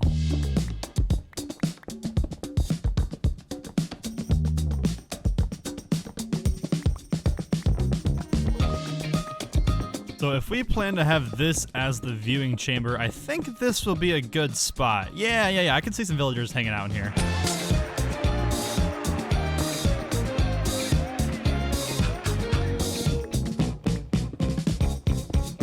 So if we put a water bucket in here and a water bucket in here and then come outside here, carry on this redstone all the way up into these dispensers, flick this lever, we should have water flowing out. Yes, we do. Okay, there goes my redstone. Oh god, I'm an idiot. Now we need to figure out a way for the villagers to get from there into here. Digging straight down, always a good idea. Okay, I found the spot where the villagers come down at. If I break this, they all should, in theory, bust through here. What are you guys doing? Okay, yep, here we go. Here we go. Put a sign there. We'll put a sign there. Oh, God. I shouldn't have done it this way. I messed up, dude. This is taking so long. It's hard to get through here. Oh, God. This is not good. Not a good day to be a villager. Hey, there we go. It works. Look at them. They're all hanging out in here, having a little meeting. Good job, guys. Proud of you. Wait, is there really only 5 of you? That's all I know I killed a bunch of you, but there's only 5 left? Come on. Hey, little buddy, follow me. Come on through, dude. Oh, I see you guys hanging out over here. Come on. Come on through, you guys. Oh, wow. Why are they not going through here? I am so confused right now. I'm gonna die. I'm gonna entity cram. This is actually scary. There we go. This is a much better showing, I would say. Okay, now that the villagers are in here, basically, whenever I want to corral them, I simply flick this lever, and then they all flood to the middle, and then I can collect them with a minecart back there. Now I want to get working on the villagers' zombification and curing system. And this is a little bit complex of a system, because I want to be able to zombify the villagers, cure them, and if I'm not satisfied with their price, I want to be able to send them back through the system.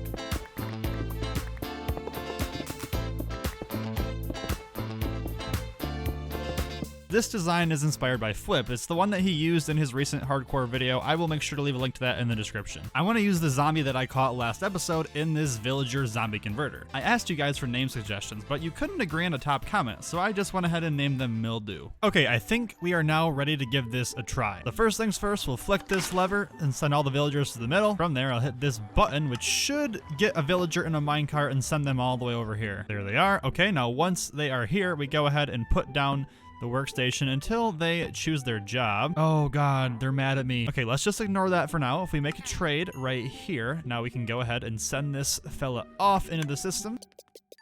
But once they're in here, we toss them with that, hit them with a golden apple, and then this bad boy should be curing and hopefully give us some lower prices. There we go, and it looks like this guy's prices have went down. But let's say we're not satisfied. We wanted to have even cheaper prices. Well, we can hit this button and send him on his way over this way and all the way up here back into the system, hopefully. There he is. And now we can send him back on his way over to the zombie and repeat the cycle over and over again.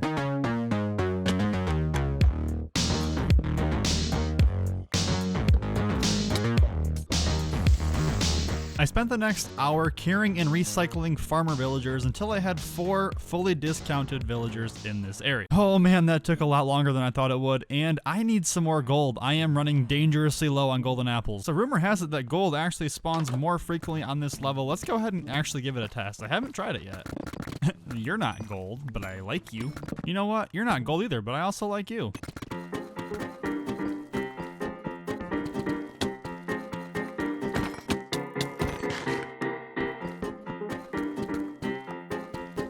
This is turning out to be quite the project, you guys. I want to go ahead and get decorating this inner hub of the village here.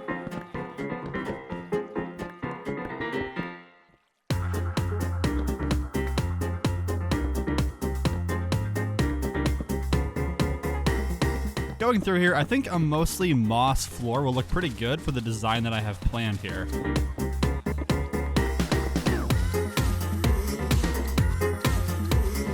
I do think the shape is a little bit circular right now for something that's supposed to kind of be organic looking, so I want to go ahead and extend these tree roots kind of out in random directions coming towards the center.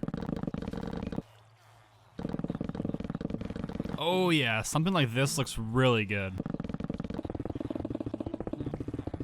Oh yeah, this area is looking absolutely sick. I'm so in love with how things are looking down here. And now that that's done, I want to go ahead and start figuring out where the village is actually going to be. I think I want to build it into the side of this wall. Imagine like a separate pod, right, for each of the individual trades. I think there's like 13 different villagers, something like that.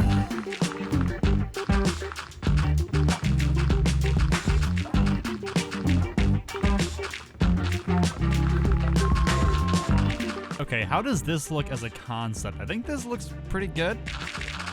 Okay, there's 4 more. I think they're looking good so far. The more that I add, the more that I like it. Okay, there's 4 more installed. I gotta find where to put the last 2. I think we're gonna try and put it over here. This area looks relatively unused. Yeah, there we go. This is looking pretty good. Now this first pod is gonna be for the farmer villagers, I think. I wanna have people here that can give me a bunch of emeralds, and I already have those lined up. Now I gotta figure out how to get them here though. That's gonna be a new challenge.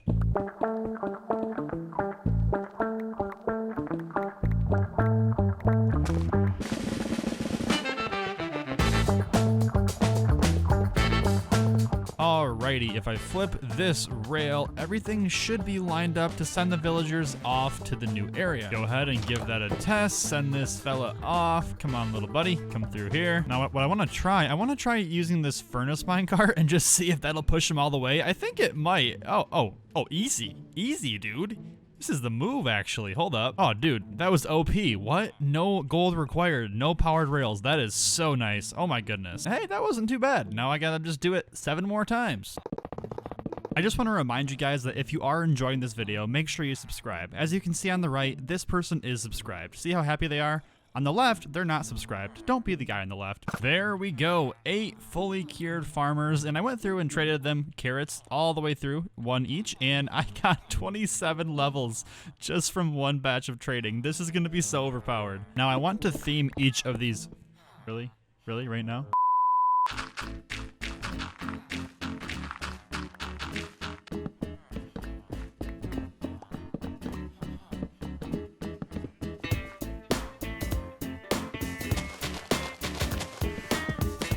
Yeah, there we go. This is looking good. I like this.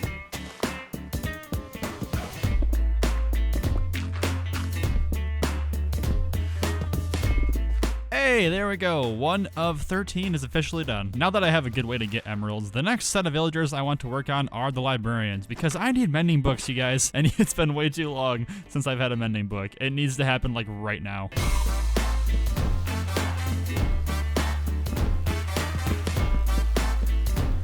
There it is, folks, the first mending book of the series. Holy cow, that feels good. No. I didn't trade with him yet, though. What am I doing? Oh, my goodness. Learn how that works. No. Come back. Please, still have your trade. Okay, we're good. Well, my friends, I'm quickly realizing that the biggest bottleneck in this whole operation is actually the amount of gold that I have. I'm only on like the 2nd round of villager curing, and I only have 1 more golden apple left. So I need to spend like a long time down in the caves mining.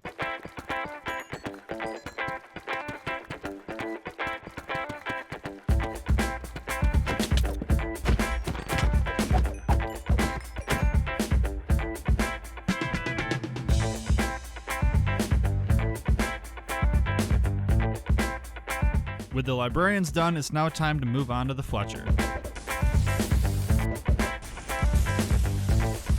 There we go, 8 Fletchers fully discounted to 1 stick for an emerald. That took a long time. That was 5 curing cycles to get here.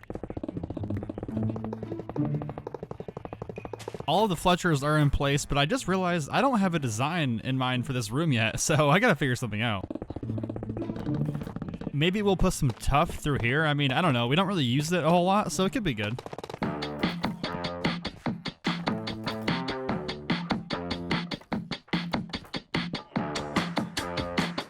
There we go, the third pod is done. This place is really starting to come together. But yet again, I need more golden apples, like a lot more. And I figured instead of going mining, why don't we go ahead and go search for some ruined portals and desert temples to see if we can have some luck out that way. I also figure while we're here, I'll steal the gold on top of the portals. That'll be a good amount, actually. What is this lone piece of obsidian doing here? What the heck? Is this like a buried ruined portal? Chest number 3. Here we go, our first desert temple. Let's see what we have here. We got nothing in here. Chest number 5, and oh my, okay. Well then, that's not a golden apple, but I will take that. Chest number 6. Number 7, although I don't see a chest here. This is kind of weird. Dang, that's an absolute scam. Number 8, and am I getting scammed again? Hold up. Back-to-back scams? This has to be a joke, right? No, it appears as such. That is just extremely unfortunate. Wow. I suppose I will take the free gold, though. You know, I should actually try the Nether, too. I'm gonna make some piglins mad, but I think I can fend them off if I need to.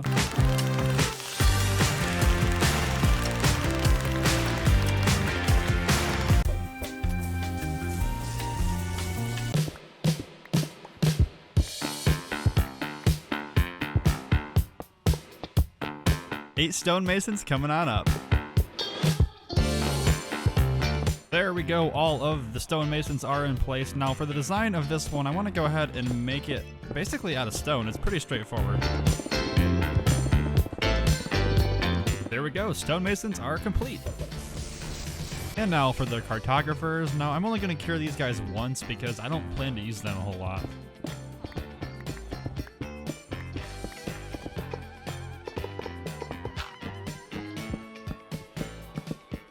Now, as far as the floor goes here, I think it'd be cool if I made it out of maps, actually. Something like this. Oh yeah, I like this a lot. It looks so good. Look at our little village. It looks so cute. Oh my goodness, it's also so small. I got some building to do, dude. At this point, I had some serious grinding to do because I was only 5 out of 13 villager huts complete, but I had spent almost 80 in-game days on this project so far. This is massive. Okay, so just, yeah, leave a like and subscribe if you enjoyed this. And the clerics are now ready to go, and I'm only gonna cure them once. I don't really like doing the rotten flesh trades. I mean, it's easy to get, but I hate killing zombies, so we're just gonna leave it. We're gonna leave it. Don't worry about it. Don't worry about it.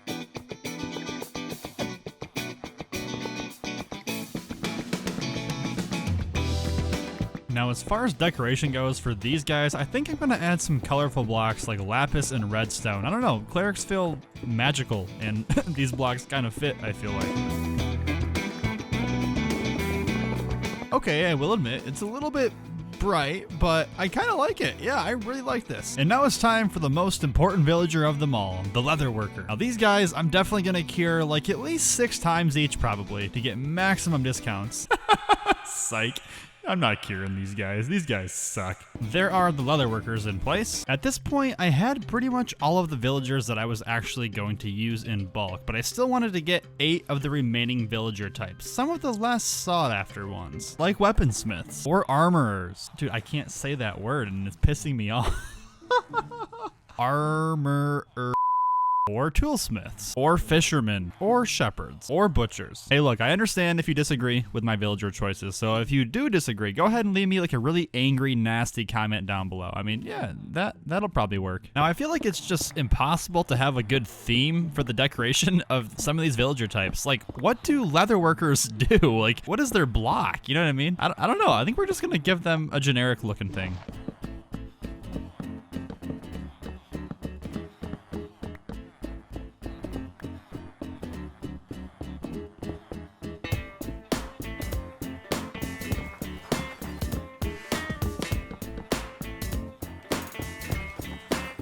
Yeah, there we go. I think that'll work. It's kind of generic, but let's be real, we're not really going to use these guys anyways. The same thing goes for these weaponsmiths here. I think we'll use some cobbled deep slate here just to vary it up a little bit. Now the shepherds, these guys, they sell wool, so I think we can get away with some sort of a wool pattern here on the wall that'll look kind of good. Yeah, I like that. That'll work.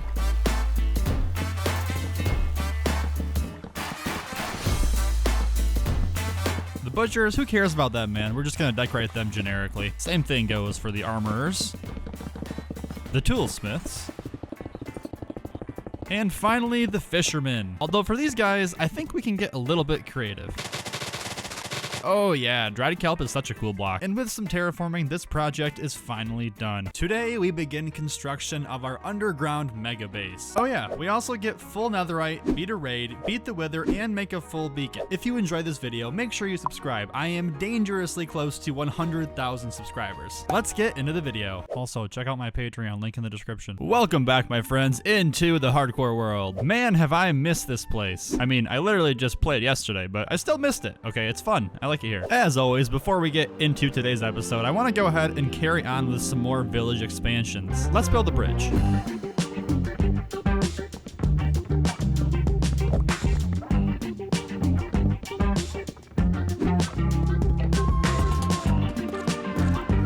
Yeah, there we go. I feel like this isn't that bad. What do you guys think?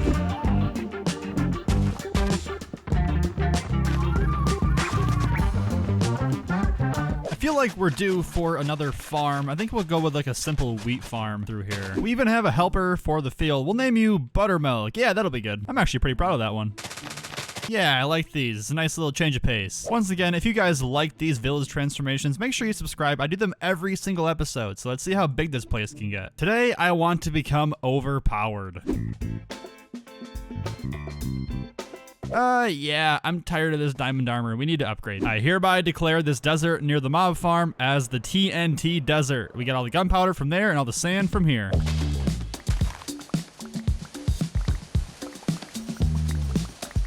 You know, while I'm here, I should probably check and see how I'm doing on gunpowder, actually. Honestly, not that bad. Okay, there's just over 3 stacks, but I think we can do better than that.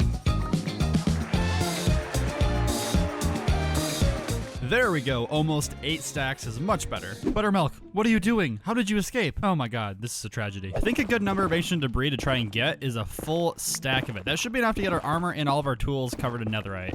Well, I hear lava. This is never a good sign. Okay, now we can keep going down. Go ahead right now, leave a comment. How much ancient debris am I gonna get? No cheating, no cheating. Hey, yeah, you, no cheating. Oh, we already got the first 2. Haven't even started blowing up yet. Here we go. It's time. It's happening. I'm going to back up. Holy cow. I'm going to grab this gold while I'm here, too. I mean, we all know I need that. Here's number 3.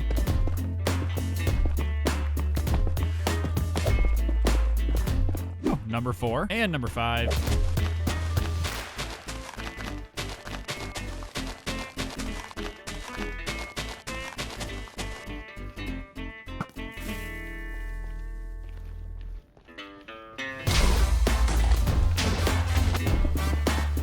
Number 6, number 7, number 8, number 9, 19, 20, 21, 22. Heck yeah, dude, we're rolling right now. That was a lot in one chunk. 32, I am halfway there.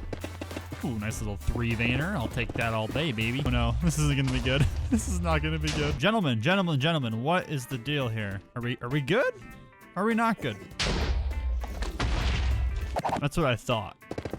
There we go, all of the TNT has been used up and we got 65 pieces of ancient debris. Not bad. Oh, heck yeah, baby. 16 netherite ingots. That's more than enough for what I have planned right now. Okay, we'll start off with the helmet. Oh my god, it feels so good. It looks so good. I miss this. The pants, the chest plate, the boots. Hey, there we go. Cover me in debris. Oh man, it feels good. Now that I have full netherite armor, it's time for our biggest challenge yet, a raid. I am tired of using this shield. And while initially I wasn't going to use totems in this world, I decided that I will use them with the one condition that I do not make a raid farm. All right, now let's head off here and try and find a village. Hopefully we don't destroy a village, but they're not gonna like what's gonna happen to them. There it is. Hopefully they don't mind what's about to happen to them. I'm not gonna lie, it's been like a long time since I've done a raid. Hopefully they're not too hard. I don't think it'll be too bad. They're all panicking. They're all freaking the heck out, dude. Oh, it's gonna be okay, I promise. It's gonna be okay. I am not seeing them anywhere right now. Are they down here? Well, they're not down here or in here. I spent the next 15 minutes running around searching every nook and cranny of every nearby cave looking for a sign of this raid actually happening. And I found nothing. So I guess we'll just try again. Okay, here we go. This one should work. Okay, there's actually raiders this time. This is good. This is good news. All right, first wave is complete. We're doing good so far. No, leave him alone. Ooh, our first Ravager. Are there evokers this time? I don't think so. I don't think so. That hurt a little bit. Hold up. Whoa!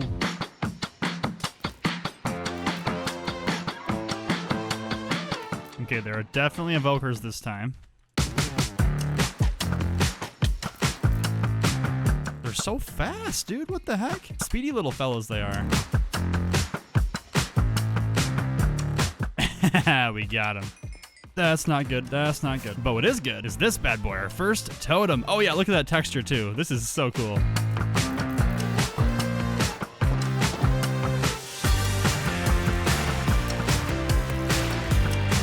Dude, that iron golem just took out half the raid. Holy cow, what an actual beast. Hey, another totem. This is good. This is good stuff. All right, the Vexes are here. We gotta watch out for these guys.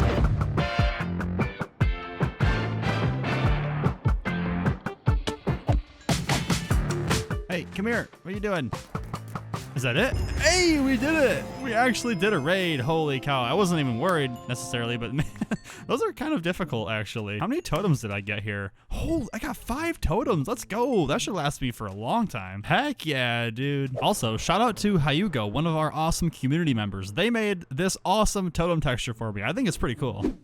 With full netherite armor achieved and having completed a raid to get a totem, it was time for the biggest challenge yet. Killing the wither and making a full beacon. And luckily there is this fortress right here near my main nether portal that looks like it's mostly over a lava lake. This could be really good for wither spawns. Bye.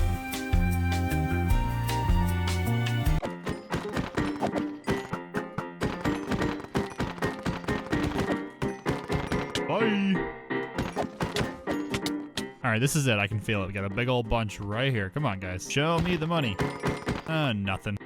Hey, there we go. Maybe that's all we needed was like a little change of scenery. 73 wither skeletons to get 1 head with looting 3. That is absurd, actually. That's ridiculous, dude. For some reason, after spending a while at this nether fortress, no matter what I did, I couldn't get any more wither skeletons to spawn in, and that was extremely frustrating. I don't know what to do. I've been here for like an hour, quite literally an hour, and there's just no more spawning, just places. So, yeah, I hate to say it, and I really didn't want to do this, but I think we gotta make a wither skeleton farm now. Well, time to go get my slabs and start spawn proofing the nether. Okay, let's be real. We're not gonna get that extreme yet. Oh my god, they're actually spawning here. Thank goodness, dude. Oh, that was dumb. That was dangerous. What the heck, dude? Hey, there it is, the 3rd head. I want to head back out here to this desert near the mob farm for this wither fight. I feel like it's going to be a good place just to get destroyed. And I'll be honest, I'm a little bit nervous. I haven't fought a wither ever out in the open. So yeah, please don't kill me. All right, chest plate on. We'll go ahead and do this. Get the milk in there. We'll eat a golden apple. Here we go.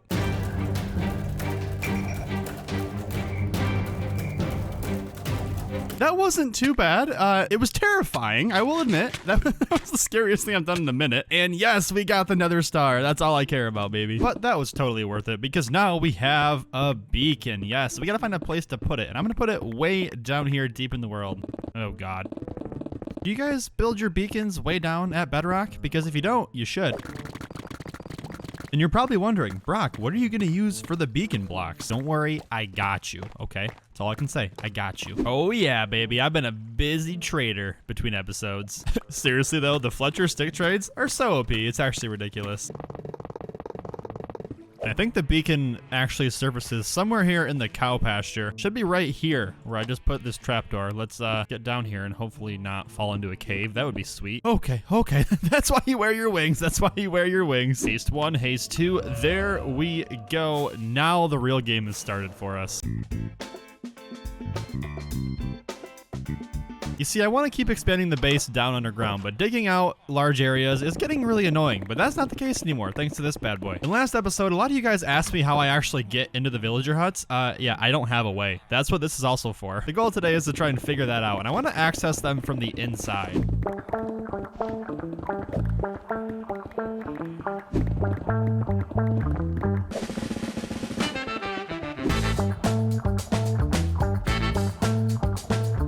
Hey, and thank goodness for these Fletchers too, baby. Got instant pickaxe repairs. Okay, now I want to go through and establish kind of a baseline for what the entrances are going to look like on this side, because whatever you see here, this is not good. We don't want to see this.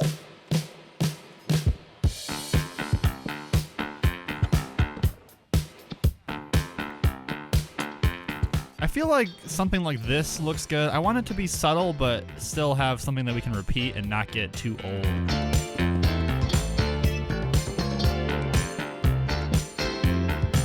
I will admit, it looks a little bit weird now because of this weird jut out, but imagine we have this all filled in and terraformed with stone, right? And then have it built all the way up on the sides and stuff. I think it'll look really good. I like this concept so far. I also love how they extend out to different depths. It's gonna add a lot more of a natural feel to this area when it's all done. There's another layer done.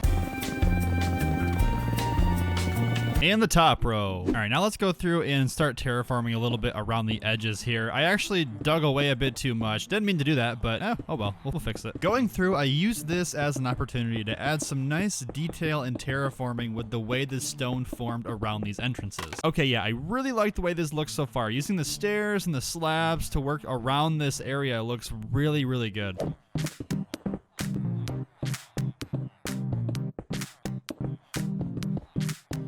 There's the first layer done, and I think this looks really good, and it has no detail yet, which means it's probably going to look really good when it's done.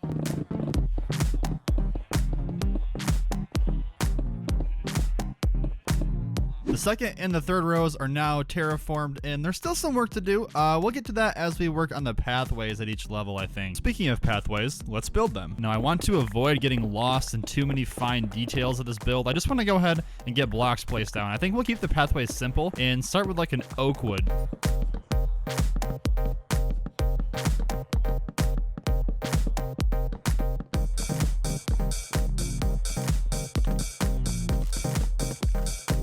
There we go. I think this is a good concept for the pathways. The trapdoors and the stripped oak in there add like a ton of detail that's very easy to achieve.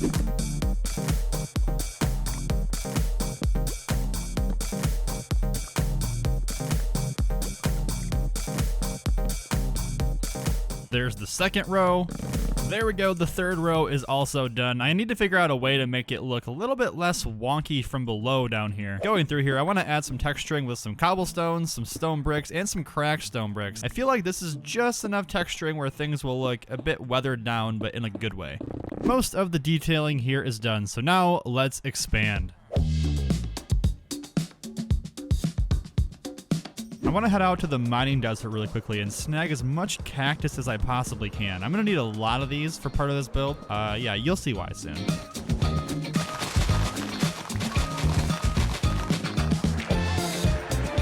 From there, I continue the expansion downwards because after all, this is supposed to look like a ravine. And I used more of the mossy cobblestone into moss gradient that we all know and love because it just looks so good and it's gonna work perfect for what I have planned over here. Oh yeah, now this is looking really good. Now I wanna go ahead here and keep on extending this all the way down. I wanna build like a river through here. Also, this is gonna take like a lot of glass, but luckily I have librarians that actually trade me glass. Like, how have I never used this before? This is so gosh darn OP. Look at this. I already have like a full shulker box almost of glass. Where's this been my whole life?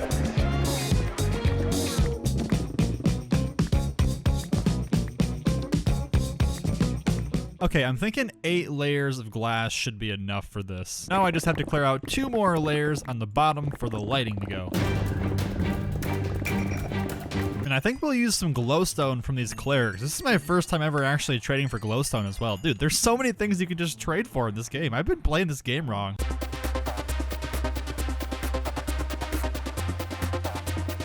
Oh man, I'm so close. No, I'm so close. Oh my god, still need more. And then we'll go ahead and start spamming these across the floor. Oh no, I just realized something very bad. So before I put the carpets in, I should actually fill in these walls, and you'll see why in a second.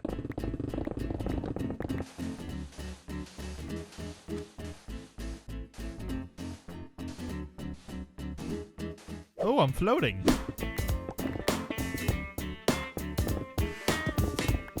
So going through here, we'll extend the moss downwards in random fashion, kind of just like this, as you can see.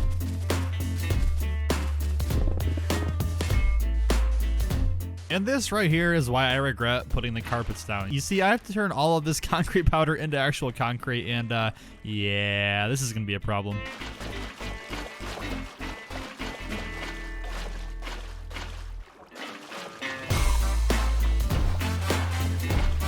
Now we can go back in with the carpets. And now it's glass time. I really hope I have enough of this stuff. The first 2 layers are done. On to layer number 3. Layer number 4. Number 5. Number 6. Number 7. You know, I should probably make an actual cactus farm. What do you think? And lastly, row number 9. There we go. Oh my goodness, this is looking so cool. It's actually amazing. I love it. So now let's answer the question of how we get from over here to the actual village, which is that way, not too far. Yeah, I think we're gonna like bust a hole in this wall and then carry on this tree root design all the way over there.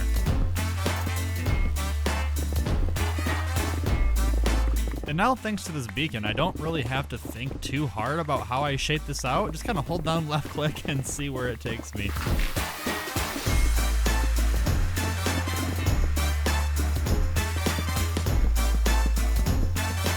Yeah, there we go. This is pretty subtle, but I think it's a nice way to enter over here. I think it's safe to say that at this point, this is turning into quite the underground mega build here. So if you have a name for this base, go ahead and let me know in the comments, because I'm terrible with names.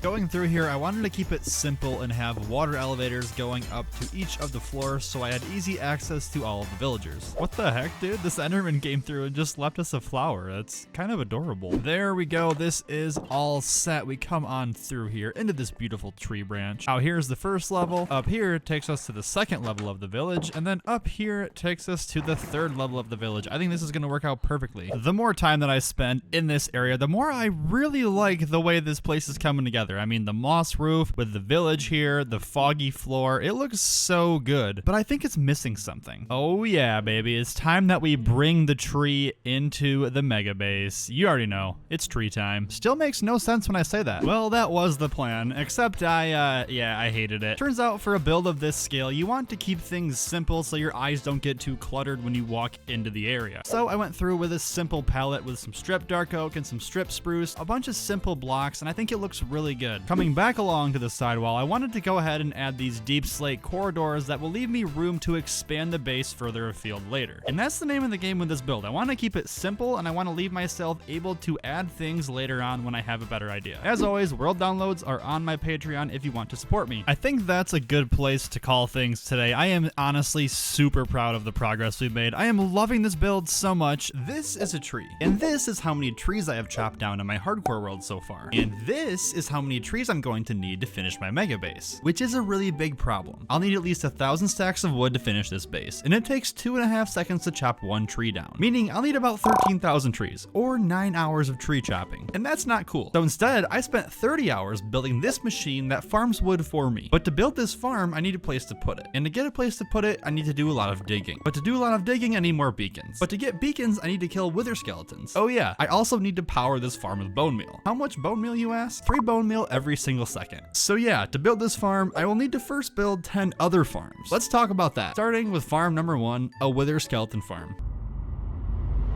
You see, the entire reason I'm building this farm is to get unlimited wood with minimal effort, so that I can use the wood to keep building my underground mega base, which by the way, I've decided to call the Undergrowth. But that's a very big problem, because while this place is big, I wouldn't call it mega. And even worse yet, the whole thing is underground, so one beacon that I have now won't suffice. I reckon I'll need at least 4 more to cover this whole area. Now in the last episode, I spent 3 hours killing wither skeletons for one single beacon, so by that math, I'll need to spend 12 more hours collecting skulls for the other beacons. Instead, I'm gonna spend like 5 hours building this wither skelly farm because 5 is less than 12. In fact, last time it took so long to find a good fortress that I had to go more than 3,000 blocks from spawn before I found this one. Luckily, the spawn rates here are really good, so I can quickly turn this into a pretty functional wither skeleton farm, at least for my single player world. With all that said, let's build this thing.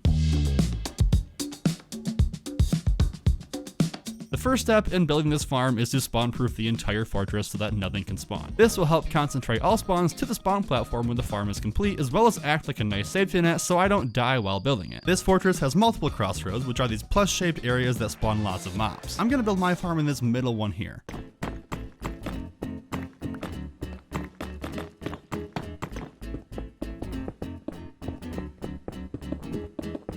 I made the platform 19 by 19 to maximize spawns and filled in the outside box, making sure to build the ceiling tall enough so that the wither boys could still spawn. It was also a good excuse to use some of this amethyst that I've been collecting, and this tinted glass looks really nice. Believe it or not, the farm was pretty much done at this point, minus one key ingredient, but don't worry, I'll make a farm for that one later. In fact, I was headed home to get the things to make that second farm when I noticed I only had 2 rockets. No big deal, I'll just go into my rocket box and get some more. Oh yeah, this is a problem. 3,000 blocks from home in the Nether, and I have no rockets. Yeah, so instead I built a big staircase up to the Nether roof, and it was time for the painful task of digging a really long tunnel. It took 3 hours and looked a little something like this. I got home and crafted some rockets, but after realizing that I'm far too lazy to manually collect sugarcane, I figured a farm for that would be necessary. But I did some research and I found this pretty compact design by Tango Tech, and I think it'll work perfectly in my base. This is what you need for one module of the farm, but that's a problem because one module won't be enough. I'm thinking if I build 16 modules, it will give me enough paper for all of my rockets, plus a bunch of extra sugarcane to help fuel my tree farm. More on that later though. But to do this, I will need 4 stacks of pistons, which means 4 stacks of iron, but I only have 3 stacks of iron, and I don't want to go mining. So it's on to farm number 2, an iron farm.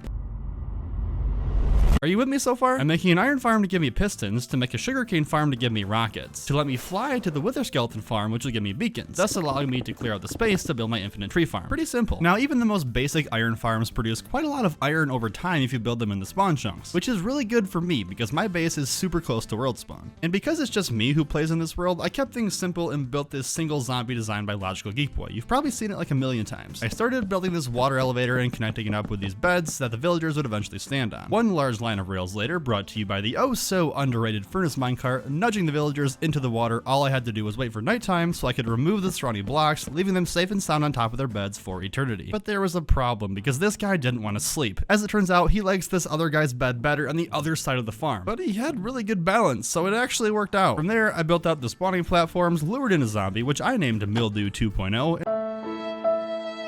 and then turned on the farm. Easy peasy. After an hour of refreshing my YouTube homepage, wondering when the hell NotNotBrock's gonna ever upload again, I had enough iron to move on to farm number 3, which, you guessed it, is the sugarcane farm. Quite a few of you guys mentioned in the last episode that while you liked the build overall, you thought it was lacking a bit of detail. And firstly, ouch. Second, you're right. That's because there's so much more I want to build in this area still, starting with this sugarcane farm, which I think will fit perfectly into the sidewall. Thanks to my beacon, clearing out a large area to work with was no problem, and I could begin laying out the first of the modules. The cool thing about this farm is you can expand it along all 3 axes, which allowed me to customize it to fit into my base area. I went with a 2 wide, 2 long, and 4 tall layout, and then proceeded to have a hell of a time figuring out how to incorporate this monstrosity into the base and make it look good. But we got there in the end, I think. Luckily though, this farm was really compact and it's lossless, meaning I had enough sugarcane in 1 hour to easily fill up my rocket box. Now that I could safely fly back to the wither skeleton farm, it was time to turn it on and start collecting wither skulls, right? Wrong. The farm still needed wither roses in order to allow only wither skeletons to spawn, and that's where farm number 4 comes in. Luckily for me, ENX04 just released an instant Wither Rose farm, and I was hesitant, but this thing is actually insane. The farm barely used any redstone and relied on trapping a wither under the bedrock end portal, and then using that wither to kill snowmen. Not to mention, I could go back underneath of the farm after it was done, get all the snow that they dropped, and then use that snow to resummon them back into the farm. So it felt a bit more humane than using chicken, maybe? I don't know, dude, it's a video game. But in the span of 20 minutes, I had like 8 stacks of these things, which meant I could finally go back to the wither farm, replace the floor with netherrack, and then put down the wither roses. And there you have it, folks. A fully functional, super effective wither skeleton farm in about 5 hours. Oh yeah. You see, the farm actually sucked. So earlier, when I said the spawn rates here were really good, what I meant was that the spawn rates here were actually really bad. It turns out that basalt deltas spawn like a ton of magma cubes, so even with the fortress spawn proof, my rates were pretty trash. So I had to rebuild the entire farm. Okay, just kidding. I did not do that. I did do something very bad though. Okay, not really. In reality, I just turned my render distance down a little bit to improve the spawn rates. And no, I don't care if you think it's cheating, but you can feel free to yell at me down in the comments. Cool beans. It was time to kill a bunch of withers, and I thought I would give myself a little challenge and fight all 5 of them out in the open at the same exact time. And by fight all 5 of them out in the open in the same exact time, what I really meant was suffocate them one by one under the end portal. Time to make some beacons. But not before making farm number 5, a carrot farm. You're probably wondering, Brock, what in the heck does a carrot farm have to do with any of this? And honestly, valid question. You see, I think a fun challenge for myself in this world is to not make beacons out of iron blocks, because once you have an iron farm, they just feel too easy to get. So instead, this carrot farm will give me plenty of carrots to trade with my cured farmers at a large discount. Think of it like this: every carrot this farm produces equals 1 emerald for me. And that's a good thing, because I need almost 6,000 emeralds for the beacons I want. But first, I had to find where to build this thing. I dug through this wall, and to my surprise, there was a massive cave, and I immediately knew I would build a bunch of farms in here. I got to work building up the first layer, but needed some test subjects. So I dug a new tunnel and rerouted my villager line. Pretty easy. Now I had to just push this guy along. Wait a second, villagers don't take fall damage in minecarts, right?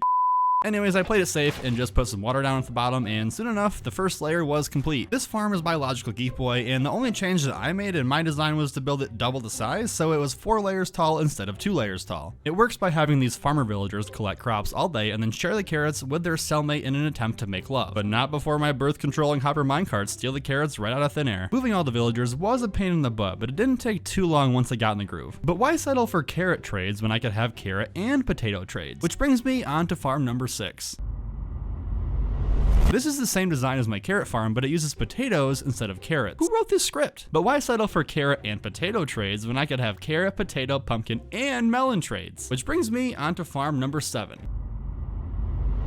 This is a classic farm design by Il Mango, where an observer detects when a pumpkin or melon grows, which then instantly triggers a piston to fire and break the item, which is then collected by this hopper minecart below the system.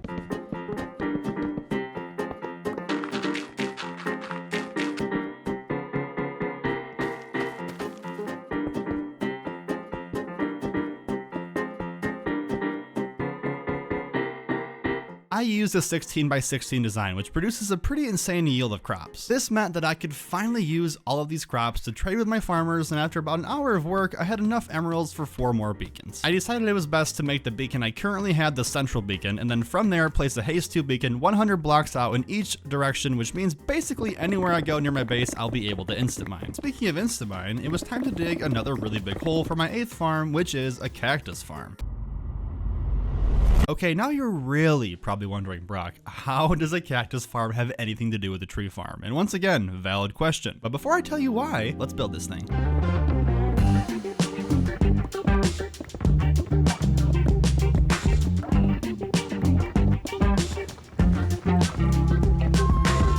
This farm works by placing fence posts 1 block up and over from a cactus, such that when it grows, the top layer is immediately broken and then flushed into this water collection system. That's pretty much it. Using this simple concept, I was able to turn this into a multi-layer, pretty dang efficient cactus farm. And you know I had to decorate it too. Finally, it was time for farm number 9, the tree farm.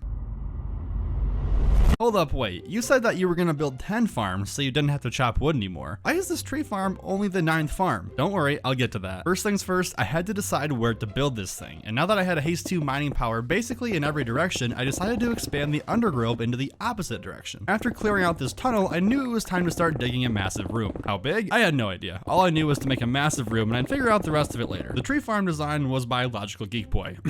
Noticing a trend here, and it was really simple as far as fully auto tree farms go. Place a sapling which is instantly bone mealed to grow a tree. Then that tree is immediately pushed along by a row of pistons as well as cleared of its leaves by these pistons on the side. And ultimately it's fed into this water chamber where it's blown up and collected by this TNT duper. And yes, I am using a TNT duper because unlimited boom boom equals Brock stay happy. But there was a problem because I still needed a way to fuel this tree farm. And what if I told you that this final farm was the solution to this problem? What if I told you that the sugarcane, carrot, potato, pumpkin, melon, and cactus farms would all come together to help make this final farm? Yeah, we're making a bone meal farm. You see, this tree farm requires a ton of bone meal. As I mentioned earlier, 3 bone meal every single second. And I wanted a way to resupply it automatically without having to constantly load it myself. The idea was simple. The items from my other farms would get funneled into these composters, which then turns everything into bone meal, which goes on to power the tree farm. But to do this requires some clever item transport mechanisms, and this is where I wanted to have some fun and let my creativity shine a little bit. Hooking up 6 separate farms into one water collection system isn't a very complicated idea, but I knew if I made it very complex, it would look really cool. One of my main goals with the undergrove is to make it really feel alive. And one of the main ways I'm doing that is with things like this slime block launcher. Its design is really simple, and once I had it built, I loaded it with items and made a note of roughly where they were being launched to, and then dug out a hole for the items to land in. It's pretty simple. The items from my farms get funneled into the slime block launcher, where they are shot up into a long and convoluted water stream full of glass tubing so I can see them traveling basically anywhere in my base. From there, they funnel into the composters, get turned to bone meal, and then sent off to power the tree farm. Very overcomplicated? Yes. Do I regret it? No. So finally, this begs the question, do the 6 separate mega farms produce enough bone meal to let me run this farm for a long time? I was really tired of doing math. So instead, I turned the farm on for a test run. And after 15 minutes of AFKing, I had went through almost an entire double chest of bone meal. So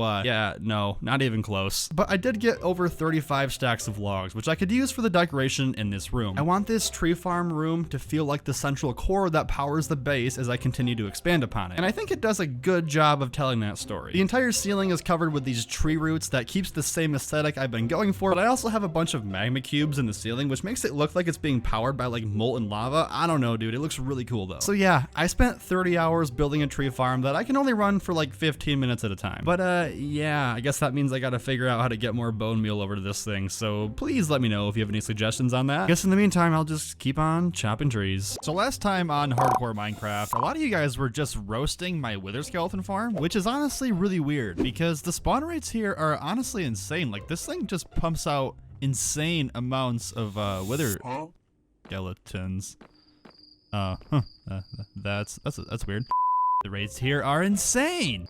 Okay. Okay, yeah, this thing sucks. So that's why today I am going to build a brand new wither skeleton farm that will give me tons of wither skulls. And how do I know it will work? Because it's not my design. Let's get into it. But first, I have a major announcement. You guys, I am so excited to announce that I have partnered up with G Fuel. If you didn't know, G Fuel is a natural energy drink formula designed to be a healthier alternative to sugary energy drinks. Their entire line is sugar-free and there are tons of amazing flavors. I personally like their hydration line, which has 0 caffeine and is packed full of vitamins. And this stuff has been a lifesaver during really long editing sessions. The Shiny Splash Blueberry Lemonade is hands down my favorite flavor. But trust me, my girlfriend, who is a caffeine addict, absolutely loves the caffeinated line as well. So go ahead and use my link below, go to gfuel.com and use my code NotNotBrock to get 30% off all weekend long. Hey guys, welcome back to the Hardcore series. The last episode, we built this pretty cool tree farm as well as a bunch of other farms that supply it with bone meal. It was honestly a lot of fun. You should go watch it. But there was a major problem. Let's go ahead and see how much bone meal we actually have built up over here. Okay, all these are full.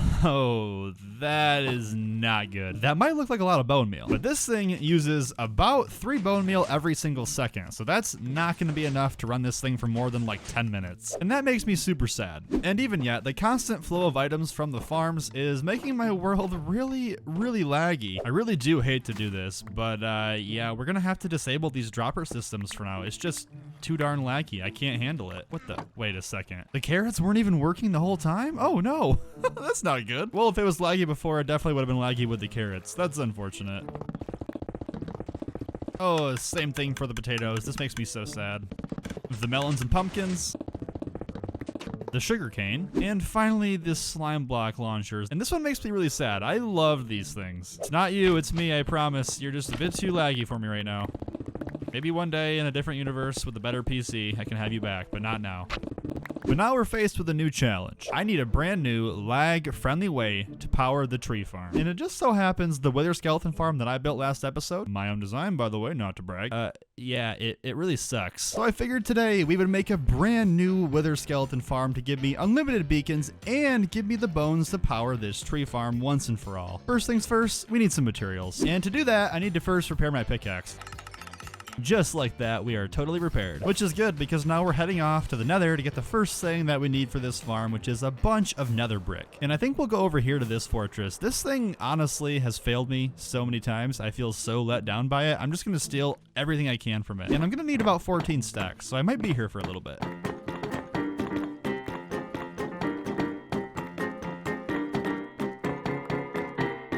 Part of me feels like I should be building more out of nether bricks. I don't know, dude. It just feels like a really nice block that I don't use a whole lot.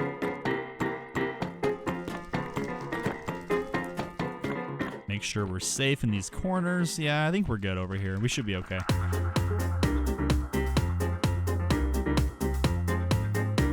We'll go ahead and toss all this into the project box. On to the next material. And honestly, getting the rest of the materials should be pretty straightforward. We'll need about 5 stacks of netherrick. We'll need to make some walls here. It doesn't really matter what kind I use. This will be fine. A little bit of glass, carved pumpkin, some iron blocks, which honestly shouldn't be a problem anymore thanks to our iron farm we built last episode. A little bit of obsidian. We have plenty right here. That'll be good. Then we'll go ahead and smelt up some smooth stone. You don't need it, but I think it just looks kind of fancy, you know? And that's basically all we need. There's a couple more very important things though. Firstly is some cobwebs, which I don't think I have any, but luckily I think we have a good place to find those. Ah yes, the stronghold. It's been a little bit since I've been over here, but I believe that the libraries should have some cobwebs in them.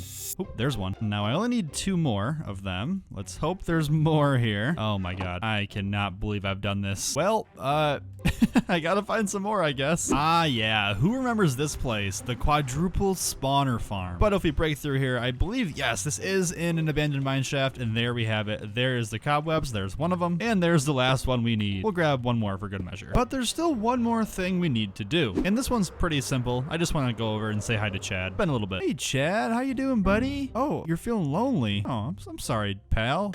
All right, Chad, meet your brand new friend, which I haven't named yet, but I'm gonna call them Chadette. Oh, they like each other. After a couple more rounds of turtle love, I had enough turtle eggs to carry on to the next phase of the farm. But first, I had to find out where to build it. This farm designed by ENX04 requires you to find a pretty specific location of another fortress, either in a warp forest or a soul sand valley, which can be a little bit difficult to find, admittedly. But trust me, it will be worth it in the end. I actually just almost died there. What is my problem? Unfortunately, none of the fortresses that I've currently found have been able to meet these requirements, so I think I'm gonna head this direction, which doesn't look too promising, but I think we can find something good out there. And as you can see, I have a mod downloaded. It just shows me the coordinates, which makes things a lot easier for me to see, for you to see. Nothing this way. What about if I go over here? Can I get across? I need to get to like this direction, but I keep getting cut off by this just endless basalt delta, dude. Dude, I can feel it. There's gonna be something good this way. I just gotta break through this basalt delta. Okay, there's a fortress there. That one's not gonna meet the requirements. Oh my god. Another one? Really? I just left one, dude. Come on, don't do this to me. I'm determined to find a fortress out in this direction because I've already explored over 3,000 blocks in all the other directions. So I'm really hoping to get lucky here. Okay, surely we will bust through here into some actual terrain, right? We have to eventually. Although it's not looking very promising right now, I'll tell you that much.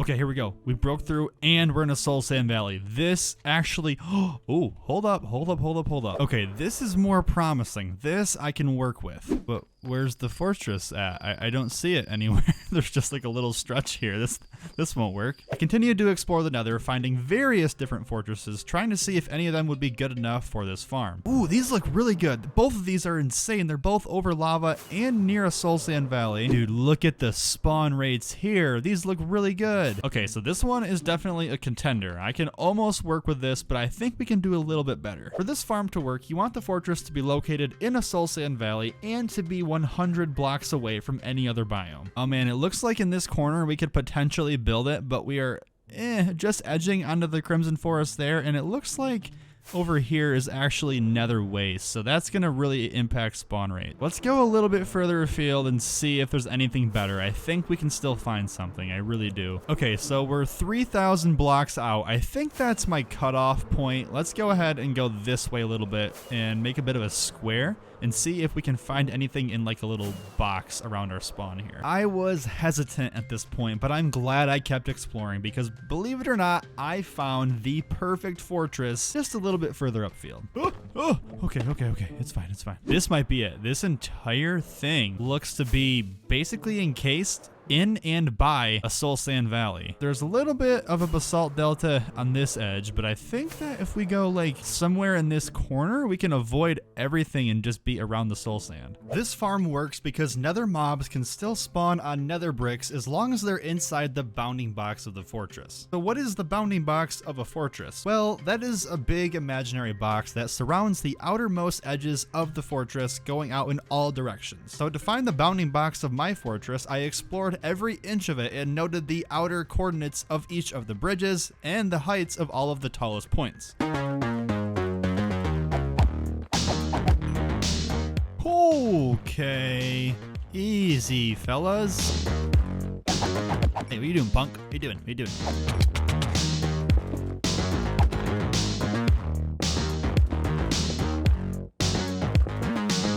Doing some math in a quick Excel spreadsheet, I was able to determine the box that would allow mobs to spawn in my fortress. And believe it or not, it looks like this is the outer edge of my bounding box that is still in the Soul Sand Valley. As you can see, the fortress extends all the way over here, as well as all the way over here on the inside, meaning this is technically part of the fortress.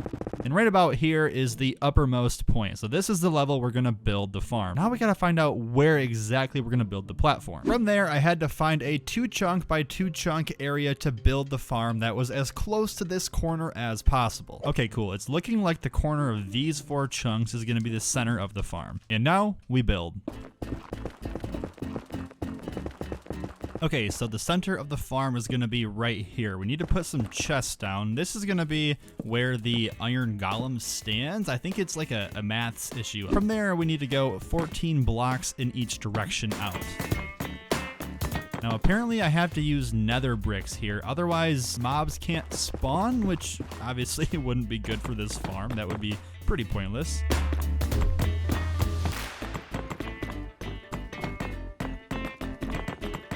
What the? You're not a wither skeleton. What are you doing here? Oh, no. No. Oh. That's convenient.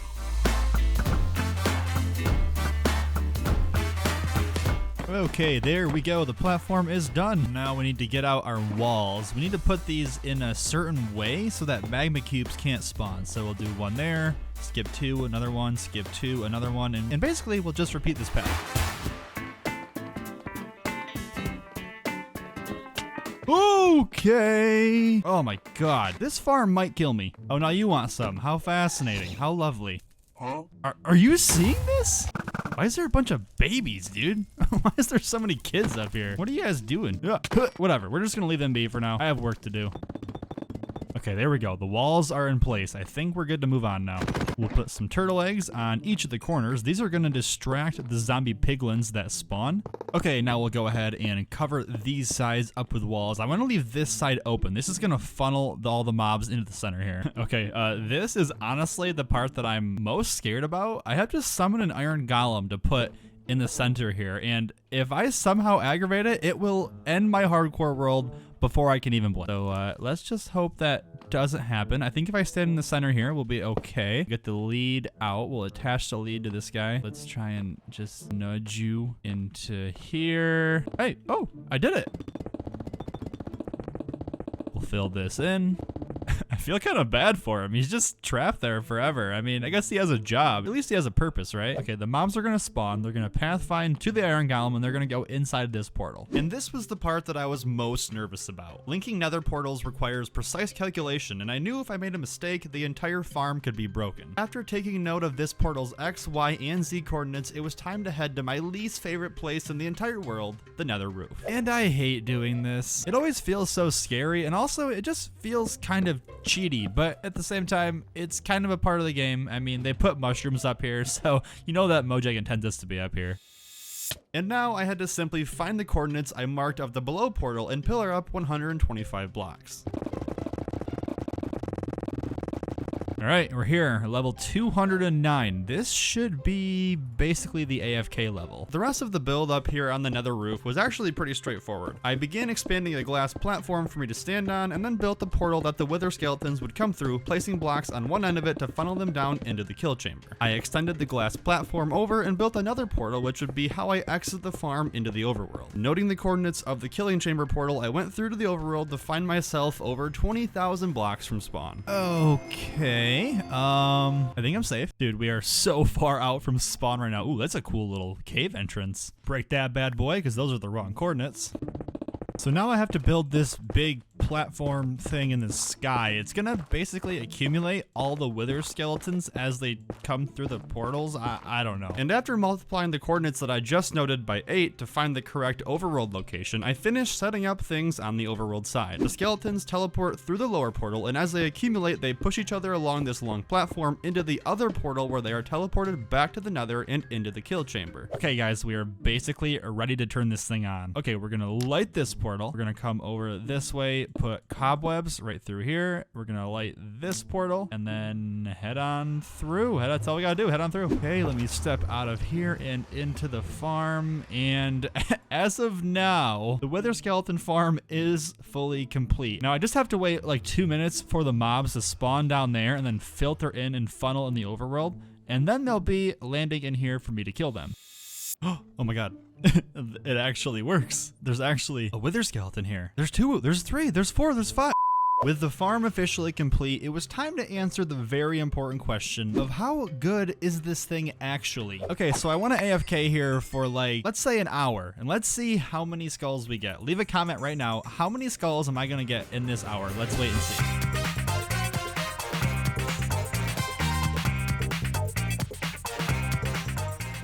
Well, it's been an hour, and as you can tell, this thing is working so well. I'm honestly just continually blown away at the rates of this thing. In fact, if you look here, we got 105 wither skeleton skulls, and arguably more impressive is the amount of bones. I got all of these bone blocks in 1 hour. That is going to be enough bone meal to supply the tree farm for such a long time. And now that I was done using the farm, it was time to head home. But there was a problem. Dude, I might actually be trapped here. Thinking about things, I don't know if I have the things to get down from here. Initially, my plan was to just break the bedrock back at 0, to get below the nether roof, but I had no trapdoors, so I had to resort to building another portal. And once I got back home, there were still a couple more things I needed to do. First thing I want to do, let's head over to the tree farm and fill this up with bone meal. Let's see how much we can actually put in here. And finally from there, I went to the end and killed 42 withers, which I guess in hindsight feels a little redundant. I don't really know what to do with all these beacons now. This is another portal. It's really boring, and when I go through it, it's full of mobs that are trying to kill me. So today I'm transforming this portal into an epic nether hub in Minecraft Hardcore. Make sure you watch until the end to see how I built it. There's definitely a lot of work to do with this project. First thing to do, I want to figure out where to actually build this thing. I think like right here, but basically straight up into the ceiling. So I want this room to be circular and have the bedrock exposed. So if this is the center, we'll go out 16 blocks in each direction. Okay, and now let's make this into a big circle.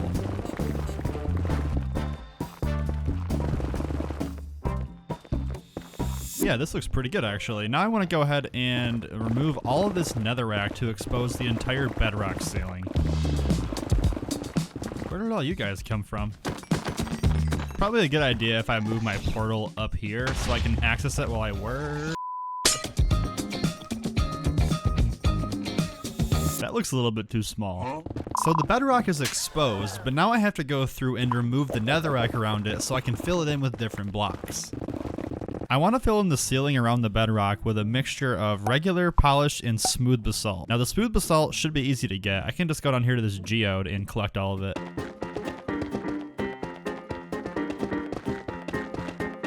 Ooh.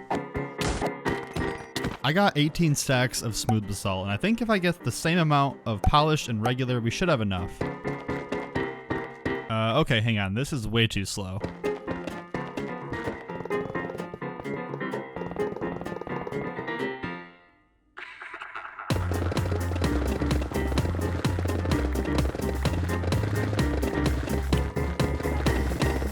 Now I just want to go through here and kind of dot in random bits and pieces of basalt and no real pattern. The less that I think about it, the better here, which honestly shouldn't be too hard for a guy like me.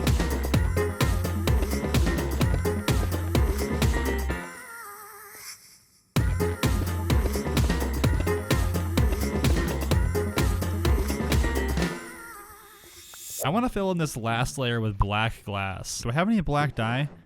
Oh, I have one black dye. That's cool.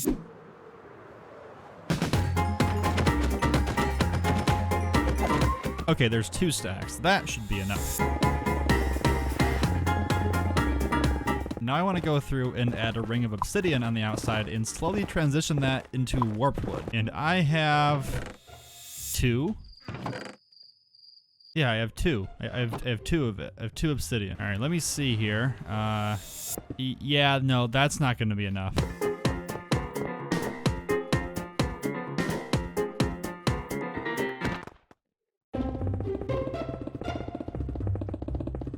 Okay, now I need to clear out some more space so I can keep making each ring come out more. I want to make the roof kind of dome-shaped.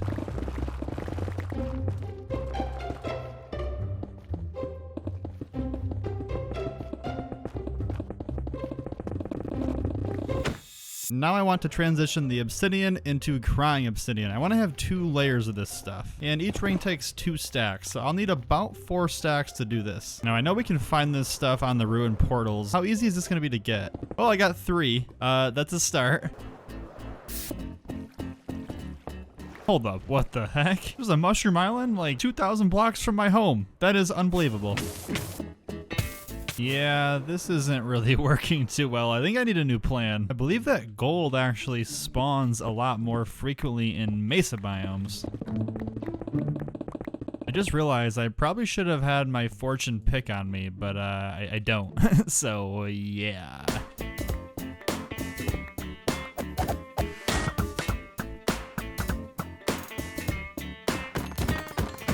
And after a couple hours of that, I have no more room for gold. Holy, 2 golden apples though, that's nice. And with Fortune 3, we're gonna get this much. Holy cow, we more than doubled it. Give this back to me. It's my gold, not your gold. Thank you. And then we'll make a little smelting operation over here. Okay, and while that smelts, I want to go ahead and try and lure some piglins in here to get a little trading setup going. Oh, heck yeah. Hey, there we go. Look at this imposter. Piglins trade 18 different items, which basically meant I had to trade all of the gold I just got for 6 stacks of crying obsidian. Yeah, hopefully that's enough. Okay, and now let's go ahead and extend a couple more layers of this crying obsidian to help transition into the blue colors.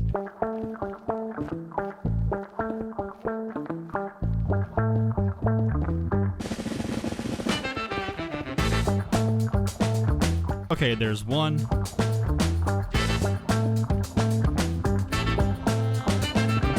Oh yeah, this is beginning to look really cool. Now let's go ahead and lower the floor a bit more so I can keep extending these layers. Okay, hang on.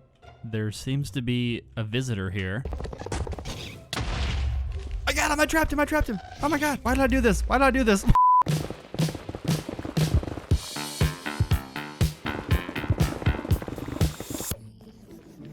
Oh, this isn't good. This is not good.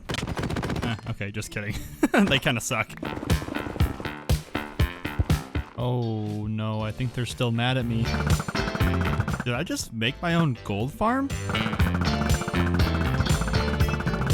Huh, well, I think I got them all. Oh, no, he's mad still. He's trapped. Okay, well, I got work to do. Okay, and now I want to transition the purple into warped wood, warped planks, and then the warped warp blocks. And I definitely don't have any of those, so let's go find a warp forest here and see how much I actually need. Yeah, it's gonna be a lot. If you want some G Fuel, consider using my link below for a discount. Oh, okay, I got nearly a chest full of this stuff, but hopefully it will be enough. I want to go ahead and make this all into the warped hyphae. I didn't know that was the name of this stuff, but yeah, I think it's a good transition block into the blue color. Okay, there's one layer. I think I want to do 2 more. Guys, can I have like a little bit of space while I build, please? Okay, there's 2 layers. Oh yeah, this is looking really sweet. And now I want to transition into the warped planks, but first I need to clear more space.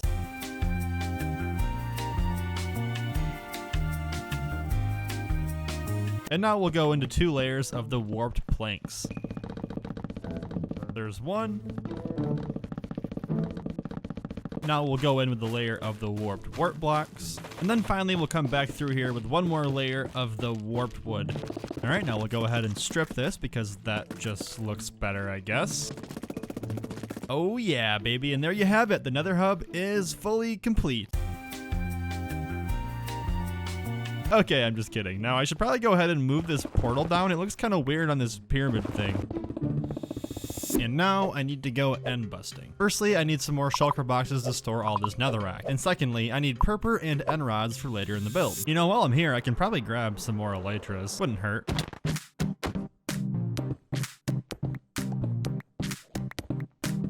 You know, I think what I'll do is actually just like take this whole ship down with me.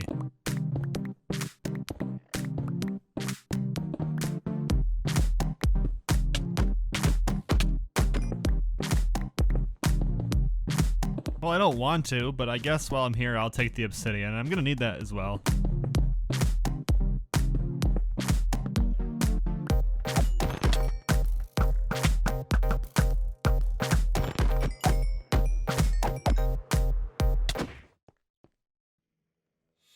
So believe it or not, what I have built here is just the ceiling of the Nether hub. Now I have to extend the whole floor like 15 blocks down. And while I do that, go ahead and follow my Twitter, link in the description. Okay, well I need to repair my pickaxe now, and I might regret this, but here goes nothing.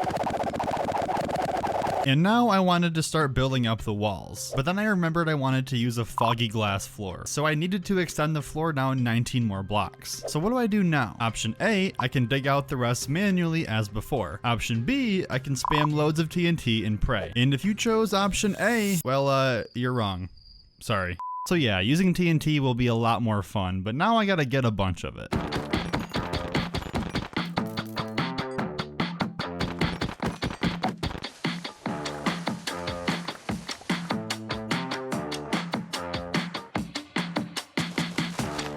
So I guess let's just spam a bunch of this around and see what happens. Oh, this again.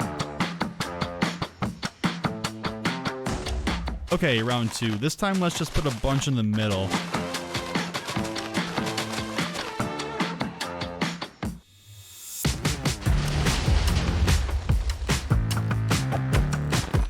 Now let's make a big ring around the outside.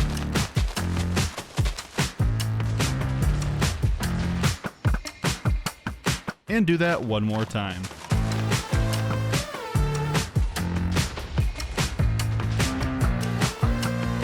Alrighty, there we go. I think this was actually pretty effective overall. Okay, now I'm outlining this lower area in blackstone in the same circle as I have up here. And now that I know the outline, I just have to go ahead through here and flatten this out so I have an actual level area to work with. I also can't be bothered to fill the floor in fully, so yeah, it's gonna be hollow. Just don't tell anybody, I guess. Okay, now I want to outline the floor in these polished blackstone bricks.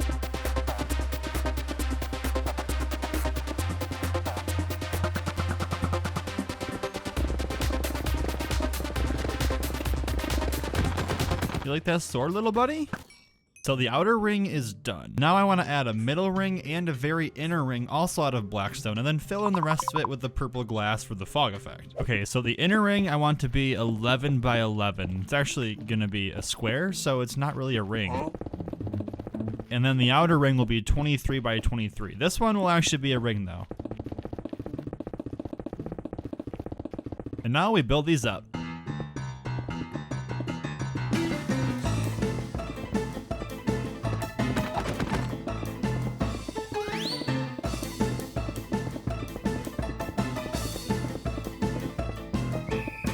Okay, I will admit, it looks a little bit weird right now, but that's okay. And now I need a bunch of glowstone, but I don't have any. I'm also going to need a lot of purple dye. My clerics give me lapis, which can be used for the blue dye. And there should be enough red dye from the poppies in my iron farm to help make the purple dye. First thing, we'll go ahead and dye all of our sheep purple here. All right, there's 9 stacks of glowstone and 9 stacks of purple carpet. I hope this is enough to cover the floor.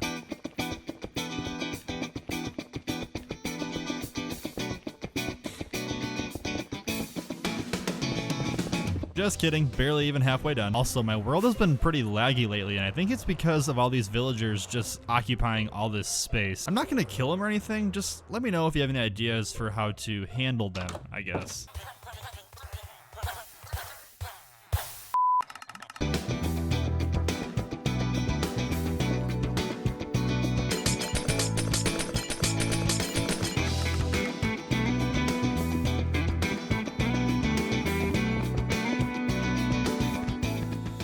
It took 32 stacks of glowstone to fill in the first layer. So that means to get 9 layers of glass, I need 285 stacks, or about 11 shulker boxes. Oh yeah, I'm gonna be here a while. There's 3 shulker boxes. You know, I should probably have all these librarians trade me glass. That seems a bit more efficient. So, and finally, number 11. That took 7 hours. All right, there's the first layer done. The second layer. Number 3, 4, 5, 6, 7, 8, and number 9. This is looking really cool. Although I just realized I forgot the entire middle sections. What the heck is going on in here? Having a little party. Oh, that was dumb. Okay, so now I want to work on the archways that are going to connect the floor up to the ceiling. We can start by extending these pillars all the way up and see how that looks. Okay, that's a start. Actually, no, hang on. Let's bring them in by 1 and out by 1 and see how that looks. And then I want to figure out a cool pattern for this warped wood. And then I want to fill in the backdrop with quartz bricks. I feel like these don't get used enough in builds.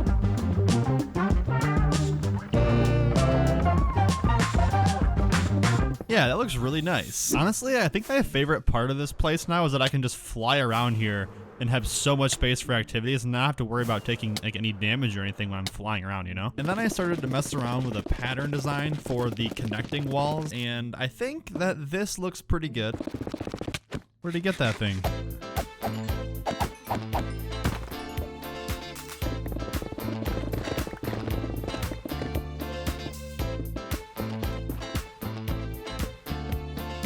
So this is not at all what I had planned, but I think I'm in love with it. Yeah, this looks really good. And now I just gotta figure out how to do this 3 more times. There's the second one done, and the third, and there we go, all 4 sides. Oh crap. I'm still noticing a lot of spawns in here. Not really sure where they're coming from. They must be coming from these little spawnable blocks. So let's go ahead and spawn proof this place now. And then I think using the warped trapdoors through here should be a good way to kind of very subtly spawn proof these blue sections. So I would argue that the main portion of the build is actually now done. But we're not finished yet because I still have to actually build and transform the nether portal in the middle here. Yeah, believe it or not, that is not going to be the portal I use. And I have a really cool idea for how to make this nether portal different than probably anything you've really seen before. First things first, we'll make this into a square.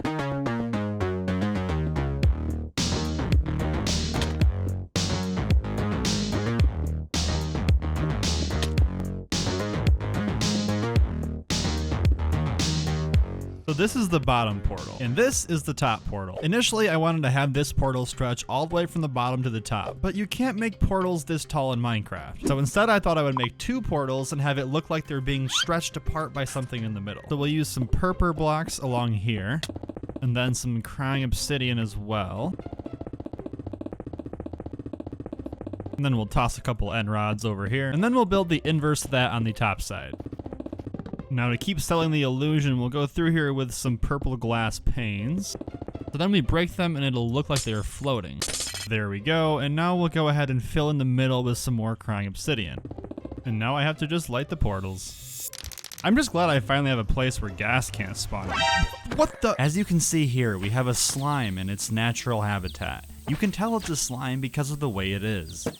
Dude, what the heck? Who knocked my tripod over? Oh man, I've been waiting all day to get this shot. I have some plans for some mega projects in my hardcore world, and most of them require slime block flying machines. But you see, I don't have nearly enough slime blocks to make such a machine, and when you factor in that the nearest swamp is 6,000 blocks away, and that slimes only spawn occasionally at nighttime, that isn't really a viable option either. So that's why today I'm going to assert my dominance over these little creatures and build a fully automatic slime farm. Now theoretically, building a slime farm should be easy, because according to Nembon, slimes are technically speaking the dumbest mob in all of Minecraft. Basically, they just kind of move around randomly and exist with no real thoughts or purpose, kind of like you. But you know who's dumber than a slime? Me. Yeah, that's right, I'm dumber than these big green blobs because I recorded the first 10 hours of this video in non-HD. Honestly though, I haven't really figured out how I managed to mess this up, so after you finish roasting me in the comments, let me show you what I did. The first thing I had to do was figure out where I wanted to actually build this thing. If you didn't know, slimes only spawn in certain specific chunks in the world known as slime chunks. And using an external tool called ChunkBase, I was able to input my seed and find the coordinates of one of these chunks in the area I was looking for. I would have preferred to find two next to each other, but this would work okay. So I got to work digging a really big hole. How big was the hole? Bigger than the hole I left in your heart by not uploading for an entire month. It was the size of the slime chunk, plus an additional 4 blocks on each side, which would give the slimes enough room to yeet themselves off of the edge. Remember what I told you, they are really dumb. Anyways, it took me almost 2 whole hours just to get down to Y level 40, which is important because this is the first level that slimes can actually spawn. So you with your big brain are probably wondering, why would I dig out all of this if slimes actually can't spawn in this area? And that's because you can actually increase the spawn rates by having the platforms exposed to the surface. I promise I didn't make that up. 40 minutes later, I was tired of digging and just wanted to go home, but I was beginning to get into the groove when I encountered my first deep slate layer. This was a major problem. You see, mining deep slate is very slow and annoying to deal with, just like my girlfriend before 9 AM. So yeah, I needed a new plan, because if it took me 2 hours to get to this level, it would take me at least 8 hours to get to the bottom of the world like this. So I headed off to the desert, checked my mob farm for gunpowder, and realized I had no gunpowder, because why would I ever have what I need for a project? After 2 hours of vertically sucking mobs into the seal— oh wait, that's upside down. After 2 hours of AFK, I had almost 2 full shulker boxes of gunpowder. Not great, but not terrible. And after tearing up more of the Sahara Desert, I was able to craft almost 10 stacks of TNT. To start, I did a test by exploding 1 piece of TNT and discovered that it breaks a 3x3 area pretty consistently, which meant I could efficiently space out the TNT such that 1 full stack removes 3 layers of deep slate. And because I had 10 stacks, this would help me remove about 30 layers in total. It was a lot of fun, very satisfying, and a much needed change of pace from all the digging I was doing before. You know, I could have just made a TNT duper, but that would have felt a bit cheaty. I kind of prefer to use my TNT dupers for other things, like getting me unlimited wood. Oh yeah, I also almost died. So that was pretty cool, but I was out of gunpowder, which meant my boom boom days were actually over, and I had to resort back to mining all this by hand. Okay, actually what I did was convert the deep slate into moss using bone meal, then I could go through and instantly mine up everything with my hoe. And finally, after about 1 more hour, the massive hole was complete. Honestly, the fact that I recorded so much of the beginning segment with not HD footage, that's pretty embarrassing. I don't really know how I'm gonna salvage the footage, but I guess we'll leave that for future me to figure out. Sorry, but I'm back. The hole is dug. I'm feeling good. Let's go ahead and make this slime farm. First thing to do, we need to figure out where the center is now that we're at the bottom of the world. Okay, so it looks like right about here should be the center point. We'll go ahead and outline this. And then that leaves us with a 4x4 area, which we can put a dropper into. And then we'll fill this in with hoppers.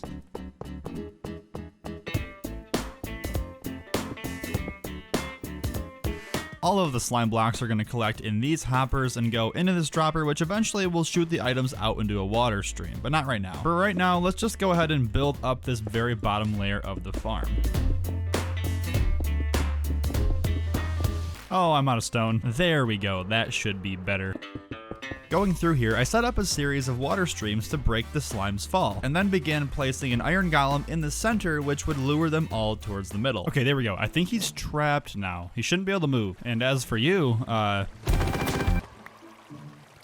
This iron golem was inspired from Logical Geek Boy's slime farm tutorial, but I definitely made some tweaks with these water streams that is different from most designs that I've seen. Okay, now it's time to go ahead and start making the spawning platforms. I have an entire shulker box of oak slabs. Let's see how far this gets us here. Really? I literally I just started and you're already spawning down here. Oh my god.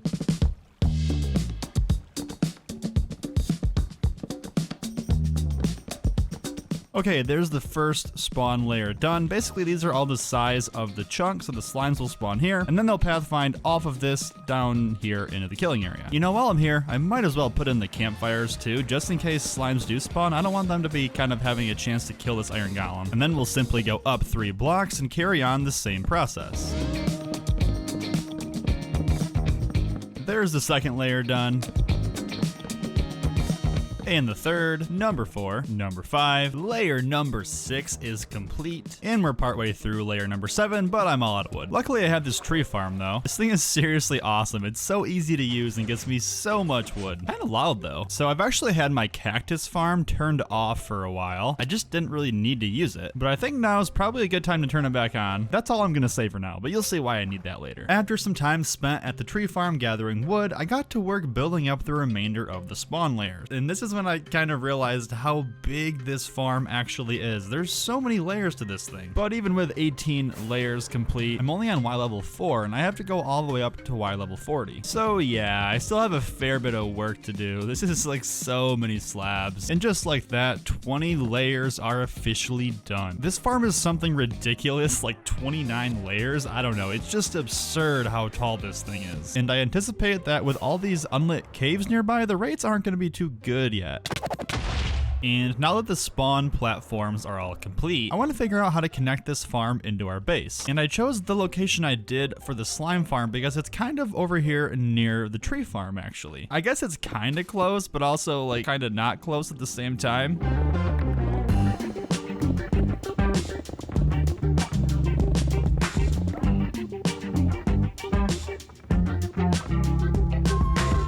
Look it's working, it's working. Come on, buddy, you got this, you got this, you got this, you got this. Come on now.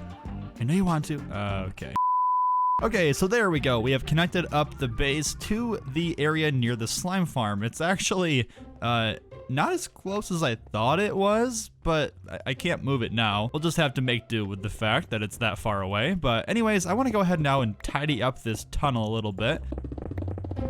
There we go. I think that looks pretty good. It looks pretty natural, which is kind of the look that I'm going for with this. After even more time spent at the tree farm. Oh my god, I was here for less than 5 minutes and I have like 13 stacks. I love this farm. Chopping down some big spruce trees using this trick that I saw on TikTok. Nice. It was time to start decorating our tunnel. And I think you pretty much know the drill at this point. I went through with things like wood, spruce wood, moss blocks, and then detailed with some leaves and some glowberries. I'm just loving this style of build, but let me know if it's getting a little bit old for you guys. I can definitely change it up. I really need to light these caves up more. These are all mobs that are stopping slimes from spawning. There's still a ton of work to do with this farm, and I think the next thing I want to do is actually set up the storage so that I can collect items while I keep working. So actually, let's go ahead and like remove some of this area. It needs to be expanded more this way, I think. Now we'll go through here and make a bunch of this wood into chests. I don't know how many we'll need, but definitely a lot. Now we need some hoppers, and it's kind of nice. I can actually just kind of go through here and then fly on out of here all the way up to my base. Luckily, iron's not a problem anymore. 58 hoppers, that should be plenty. So let's start by finding out where we want to actually put the chest. I think right through here should be a good spot. And we'll fill in the backside with all the hoppers. And then continue to decorate. Wait, I can still open these, right? Okay, cool. I was worried about that. Okay, there we go. Oh no, you can see all of the stone from behind the chests. That's gonna bother me. There we go, like it never even happened. Where can a man like me find some kelp? Somebody kelp me, please. Okay, I'm done. Wait, where did my bed go? Where did my... What? And after having a couple mental breakdowns, I was ready to start working on the water collection system. Okay, so if we put ice here and make that into water, that should flow. Okay. That should flow this way to cover all the hoppers. And now I just have to break the #1 rule of Minecraft and dig straight down. You know, I really should not be doing this, but I never claimed to be smart. Adult man loses hardcore world to drowning in a tunnel. Okay, I'm down here. I don't know which way to go. I think it's this way. I'm gonna follow my heart and just see where this takes me. Ooh, diamonds. Oh my god. And it literally lines up on a line. I could not have drawn this up any better. Honestly, I didn't even draw it up at all. It just kind of worked. All right, we'll do packed ice, fence gate, trapdoor, soul sand. We'll fill in the sides of these so the water can flow nice and straight. Put a piece of ice there and break that. Okay, we'll go back in with more packed ice, pressure plate, and more regular ice into water. And now we need the mechanism that recognizes when there's items in this dropper to spit them out into the water streams. We'll do a comparator like this, sticky piston right there, observer right here, and place an observer right here. So the next thing to do is to fly up here and see if it actually works. I don't see why the slime blocks wouldn't be making it into the chest. And not looking good so far. Oh, I forgot the kelp. Oh my goodness, I'm a fool. I am a fool. Oh no. Ah, yes, I forgot arguably the most important part of this whole thing. There we go. This should be a water elevator now. Yes, it is. Okay, there we go. Yes, it works. It works. Let's go, baby. But even though the farm technically worked at this point, there was still a lot of work to do. Heading over to the cactus farm, which I luckily turned back on, tossing it into my smelters, I was ready to make a bunch of lime dye for lime wool and lime concrete. All right, sheepies, come over here. You're no longer purple. I'm sorry, your days of being purple are over. New hair, new you. Let's do this thing. So the first thing I want to do is actually fill in all these crevices with stone just to make my life easier while I build over here. Some good old-fashioned concrete ASMR. Oh, I'm drowning. What the heck? And after all that, I had 9 stacks of lime concrete and 5 stacks of lime wool. Well, I don't know how long this is gonna last, but we'll go ahead and see here. Going through, I wanted to add in random patches of the green coloring to add some depth and effect to this upper area. So admittedly, it's looking a little bit busy right now. But trust me, once I fill all this in with the green color, I think it'll look really good. But with that said, I am all out of green blocks.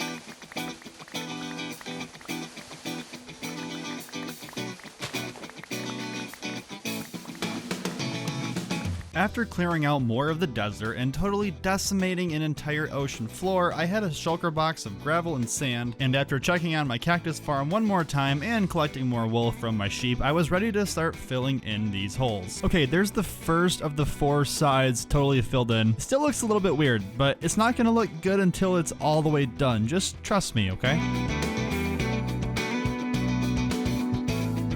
There's the second row done, even more wool, and of course, more concrete ASMR.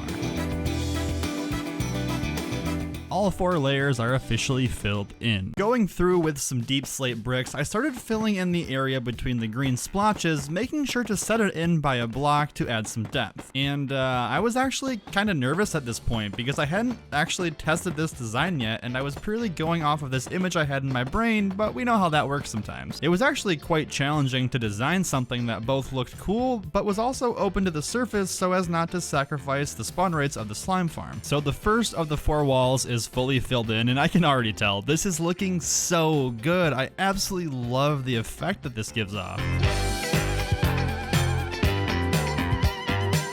There's the second side all done. And finally, after over 20 stacks of deep slate, I had all of the walls filled in, and I loved how this turned out. And from there, I got to work designing an upper platform, because right now this whole thing just looked like a massive hole in the ground. And even though it literally is just a massive hole in the ground, I wanted it to blend in a little bit with the area.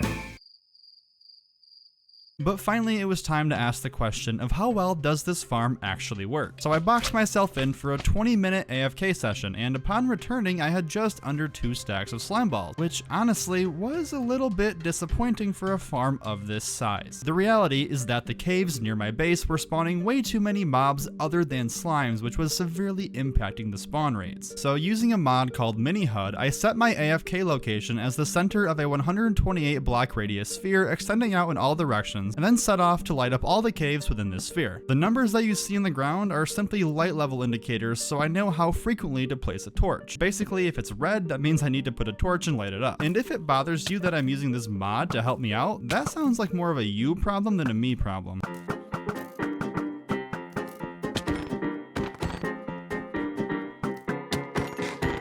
Anyways, after an hour of lighting up cave after cave where I encountered some pretty weird things. What in the heck is going on here? How did I have so many questions. Like, how is this even a thing that's happening right now? I decided my time could be better spent making some improvements to the actual farm. First of which was to remove the upper spawn platform. Yeah, it turns out these deep slate walls that I made just kind of make it so the big guys can't even jump off the edge, so it's really pointless. And this last change is really weird. It's from NotNotBrock, so basically you place a layer of string on the outside edge of the uppermost spawn platform, and somehow this thing just like greatly improves spawn rates. I don't know how it works. Please don't ask me. All right, you guys, before the episode starts, I just want to be upfront with you.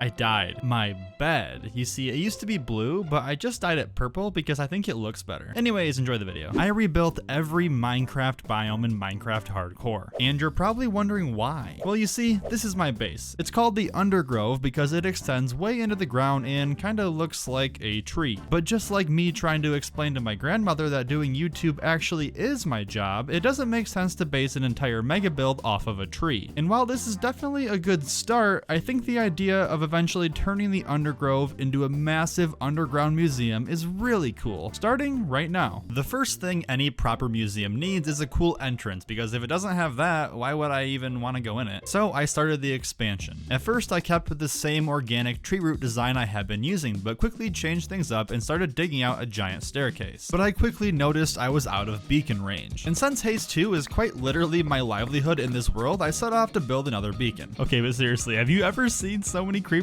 on one screen? What the hell is this? Holy God. And I could have swore this hole had water at the bottom, but then this happened. Oh, okay. About that. From there, I got to work collecting materials, keeping things pretty simple with sandstone and a bunch of different wood types like oak, spruce, dark oak, and birch. Yeah, that's right, gamers. It only took me a little over a decade, but I finally grew the hell up and found a use for this godforsaken wood type. Now, normally I would take time to design something like this in creative mode ahead of time, but I was feeling spicy today, and I'm glad I did, because I trusted my gut, and I think this build looks absolutely amazing. I wanted the entrance to feel grand and big, just like you'd expect from a proper museum entrance. And once the staircase itself was done, I began shaping an archway which would serve as the grand entrance, starting with sandstone and transitioning all the way down into dark oak. Oh yeah, this is looking so cool. And now that the museum entrance is done, it's time to start building some biomes, starting with the snowy biomes. First thing we'll need is a lot of snow, and ironically we're not going to go to the snowy biomes to get that, because I have a much better idea. So I guess we'll try and put this guy like maybe over in this corner somewhere. I don't really have a good spot. This should be good. So if we do this, hey, there we go. We should have a new friend to help us out. Okay, hang on a second. This is giving me snow layers. I need actual snowballs. So I continued digging until I had a full shulker box of snow. Next up, I need ice. A lot of it. Now, I think over this way is actually an ice spikes biome, so I can get a bunch of ice there, and I might as well study how the ice spikes look, because I gotta build those anyways. Okay, I lied. It's a frozen ocean, but still, same thing.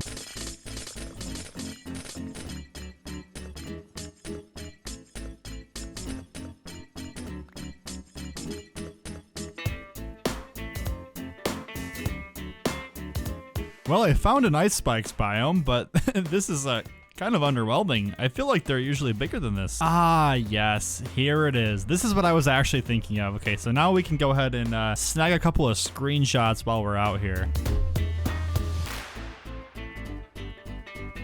And on the way home, there's just a couple more things I want to grab. We'll go ahead and snag some of this actual grass. I've never built with this before.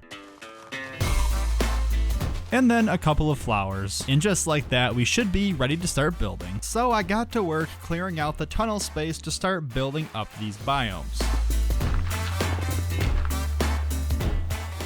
Now, I've seen a lot of YouTubers recently recreate biomes themselves, and one thing I've noticed is that they all seem to just put the biomes in these little exhibits that are just kind of like cubular and square, and it's just kind of weird, I think. So instead, I want to build all the biomes in a series of tunnels that transition from the cold biomes into the warm biomes into the mountain biomes and have it all flow nicely like a museum should. And after messing around with the design for a bit, I'm left with this, which I think looks pretty good, except I think it's a little bit too small actually.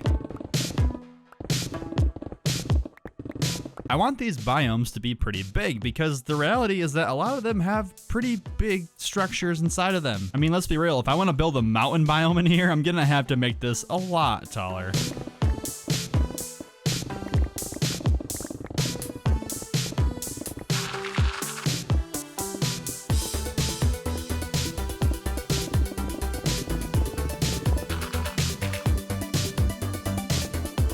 So the first biome we have in here is the snowy plains. This is pretty basic, pretty boring. And then as I go into here, I have a frozen river, which technically is a biome. And then over here, I want to make this into a snowy taiga.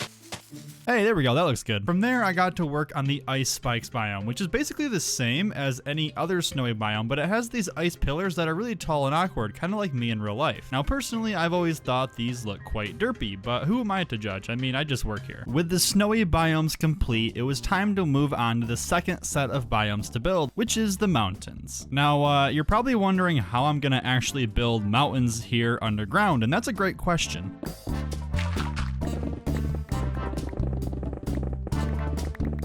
There are 4 main mountain types in Minecraft, but that didn't matter right now. All I knew was that I had to clear out a massive room large enough to build 4 mountains and make it look at least semi-realistic. Yeah, build an underground mega base, they said. It'll be fun, they said. I didn't want the terrain to be flat, so after going through and carving out a natural slope to the landscape, I started laying out the wireframes of the mountains. And after seeing these 2 derpy triangles just sitting there, it really set in how large this room was going to have to be to make any sort of sense. But after expanding out more of the room outward, I had an idea. So I think we'll go ahead and build a spruce pathway through these imaginary mountains here. And then once the pathway is in, we can go ahead and kind of shape the mountains around it. I'll tell you what, this was a good idea because once I had the central pathway put in, I could carve out and build the terrain around it, which would help give me a true sense of scale. And after shaping out more of the terrain, I was ready to continue shaping and filling in the mountain peaks. Things were looking up, and I finally felt like I had a handle on these mountains until I actually looked at them.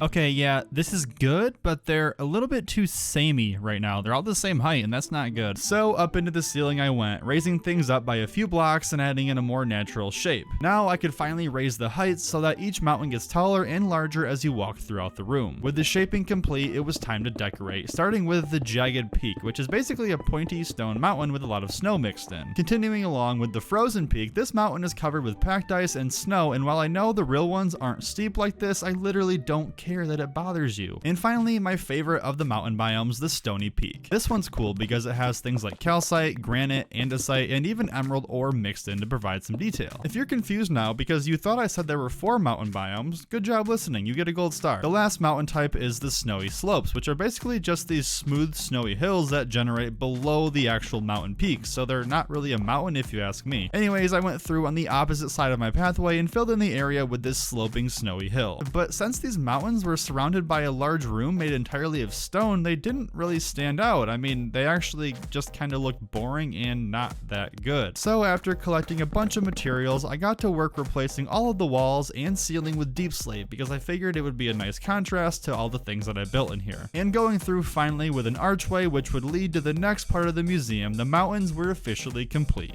And there we go, my friends. This area is looking really cool so far. I think the deep slate adds such a nice contrast so we can actually see what these mountains look like. And finally, there are 4 more cold/mountain-like biomes that I want to build, and I want to surround them by a body of water in the middle. But yeah, it's going to be a lot more digging, so here we go.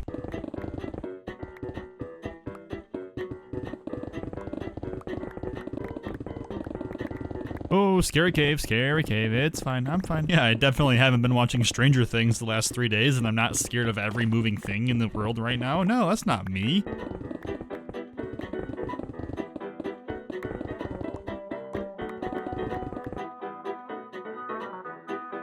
What in the hell? Oh my god, that scared me. How did he even get here, dude? The biomes that I want to build in this room are pretty much gray and white like the ones I've been building. So I want to go ahead and decorate this like another exhibit, kind of like the deep slate I used over here. I'll start the ceiling off with some more sandstone, and then we'll keep going with that gradient from sandstone into like the spruce or dark oak wood that we used before. Oh my god, this is such a pain in the butt to place down.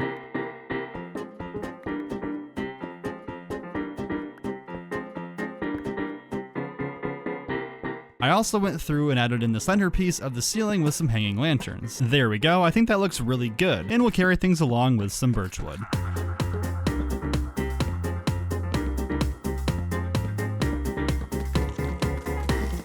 From there, I continued the gradient with the oak wood, and after spending even more time chopping down dark oak and spruce trees, I was ready to go ahead and finish off the ceiling.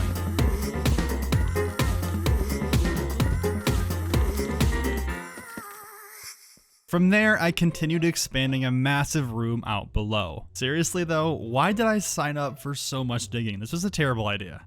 And now that the room is basically dug out, I want to go ahead and start converging the center area down into a central body of water. Around this body of water, I want to have 4 biomes: the taiga, the snowy beach, the stony shore, and the meadow biome. Starting things off with the snowy beach biome, I transitioned the snow into grass, into eventually sand, and then went back through and covered all of it with snow. I mean, yeah, that's basically it. This biome is pretty boring overall. Next up, we have the stony shore, which is when a mountain meets a body of water. So basically, I want to go ahead and transition this mountain range into this eventual body of water here. After steepening out this corner, I went through and found a better shape for the body of water in the middle. And from there, it was just a matter of building back up the wall in a way that looked like it was a natural cliff face, and then transitioning that into the mountain on the other side. Next up is the taiga biome, which basically means I'll need a lot of podzol.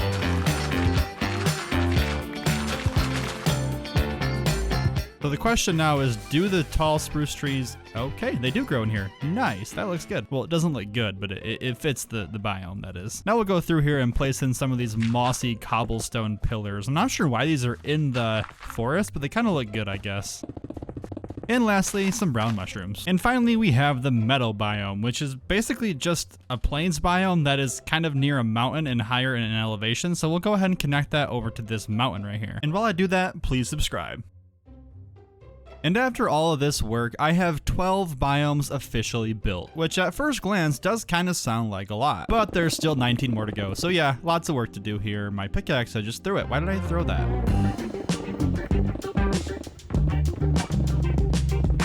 After spending some time digging and shaping out the cave to fit my liking, I was ready to begin working on the next biome, which is going to be the plains biome. Okay, so for this, I'll need some more grass for sure, a bunch of regular ice, you'll see why in a minute, saplings, some more sunflowers, some cobblestone, and a bunch of oak wood. So the plains biome is basically just a meadow biome, but it's lower in the world, and there's a couple other differences, but that's about it. So that's why over here I built this little cliff face next to the meadow biome to kind of signify that we've gone down in elevation. And I think like right here, I want to go ahead and add like a generic villager house. I feel like that would look pretty good in here.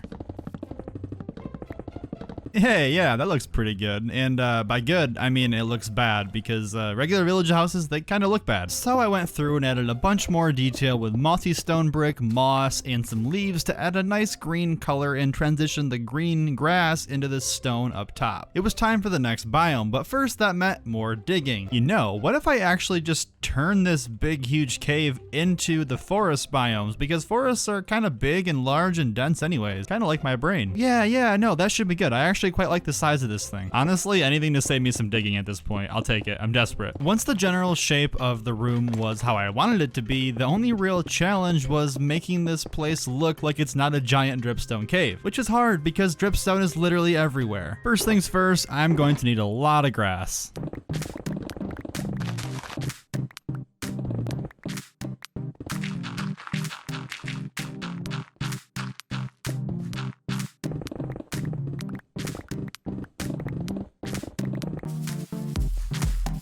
Why do I hear a cat? Where's this cat at? Hang on. Kitty! Oh my god! What are you doing? You're so cute! Get in here! Get in here! Get in here! Yeah, hey, there we go. I got a cat. Hey, I got a cat in here. Let's go. From there, I had the idea to turn part of the forest into a flower forest because I already had the space, so why not? But I needed all the flowers, so I set off to find my own. Alright, there we go. I think once all the grass finishes spreading through here, we'll have a pretty complete forest. And finally, after doing a lot more digging, I got to work collecting materials for my favorite biome in the game, the dark oak forest. Keeping things pretty simple here, I wanted to build up the tree trunks along the outside of the biome and then have the leaves extend into the middle as if they were some sort of a roof over top. There we go. This is looking really good, really immersive. I'm really liking it. And with the dark oak biome complete, it is time for a trip out to the swamp, which mind you is not very close at all. While I was there, I really tried to collect all of the individual items that the Minecraft swamps have to offer. Things like lily pads, blue orchids, dead bushes, sugarcane, brown mushrooms, a couple flowers, some vines. I mean, everything is so detailed. I also paid attention to the landscape to make sure I knew what made a swamp swampy, if that makes any sense. Okay, so the bottom is mostly dirt with little patches of clay mixed in. I think that's about it. And finally, I could return home and begin building. But first, a word from our sponsor.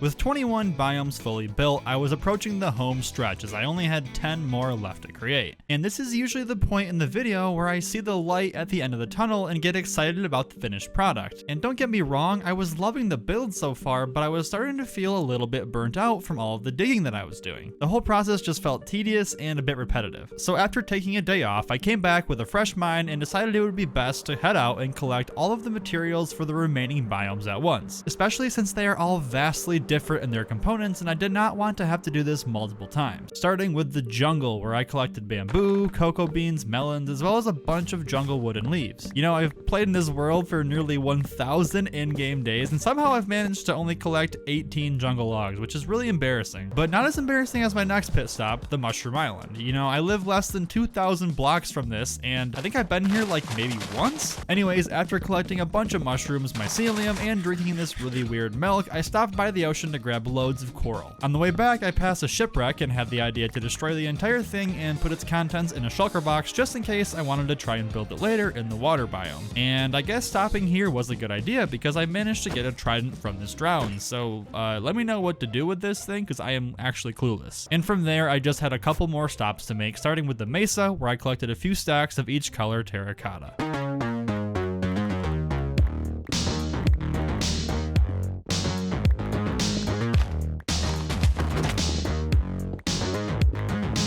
And finally, after getting some red sand and deforesting the nearest acacia biome, I set off for home. After spending a while digging out another large section of the cave, I got to work on the next couple biomes, starting with the jungle. Filling in the floor with grass and then going through to build various custom jungle trees with vines hanging down, I went through with the melons and the bamboo for some detail. But the area was still lacking character, and after spamming a bunch of leaves on the floor and along the walls, I was happy with what I had created. And what better of a way to ruin the beautiful, lush green vibe that I worked so hard to build than to place in a bunch of ugly mycelium with my next biome, the mushroom fields. There's no way around it. This looks pretty ugly, but then again, I don't really know how to make it not ugly, so let me know if you have a fix for this, but probably not. From there, I got to work building up the beach biome. Now, there's nothing really special here. It's literally just a few layers of sand surrounding a body of water, which, speaking of body of water, I mentioned one earlier but never actually made it, so let's go ahead and get working on that. You see, I thought it would be cool to have two different bodies of water and connect them together with a massive underground water tunnel,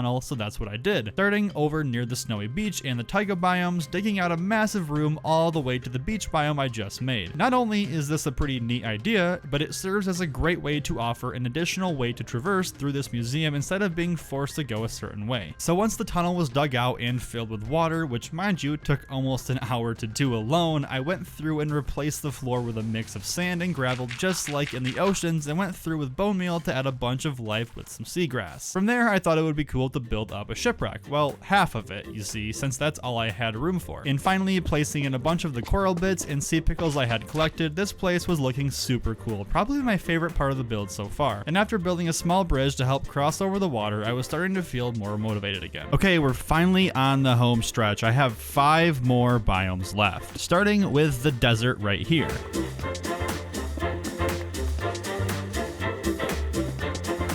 Ooh, that looks kind of nice actually. Yeah, I like that.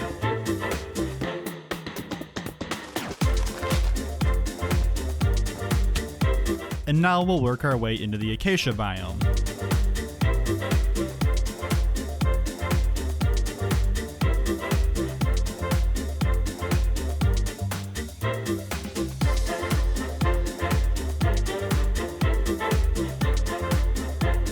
At this point, I'm pretty low into the world. I'm all the way down on Y level 15, and if I keep going this low, I'm gonna break into deep slate soon, which would not be good for the next 2 biomes. So instead, I want to go ahead and start expanding things upwards. So I got to work digging and shaping out a massive, tall room where I plan to build a lush cave. Going through and adding multiple different levels for pockets of water and various waterfalls, I was able to capture the true vibe you get when you actually walk in one of these caves. Going back through with all of the clay, moss, and plant life, this place was looking really cool. And the best part about it, which honestly I didn't even plan, was that it led up directly into our final biome, a dripstone cave. This meant that all I had to do was seal off various bits and pieces of it to enclose the biome, and then go back through adding more dripstone to really capture the vibe here. And finally, I noticed that my coordinates here were pretty close to the entrance of the museum, so I started digging a tunnel and found myself right next to the snowy taiga biome. So after shaping out this tunnel some more, I built this small wooden doorway through here to serve as yet another way to go through this museum. And there we go, my friends, all of the biomes have officially been rebuilt. This has been such a grind, honestly. Like, I haven't been on Twitter in at least 7 whole days. What's even going on in the world? I have no idea. Oh, the wild update is out now. Wait a second. The wild update. What is this wild update? Wild update is finally here. Yada yada yada. Once you install it, yada yada yada, your game will feature 2 new biomes. Oh my god, you've got to be kidding me.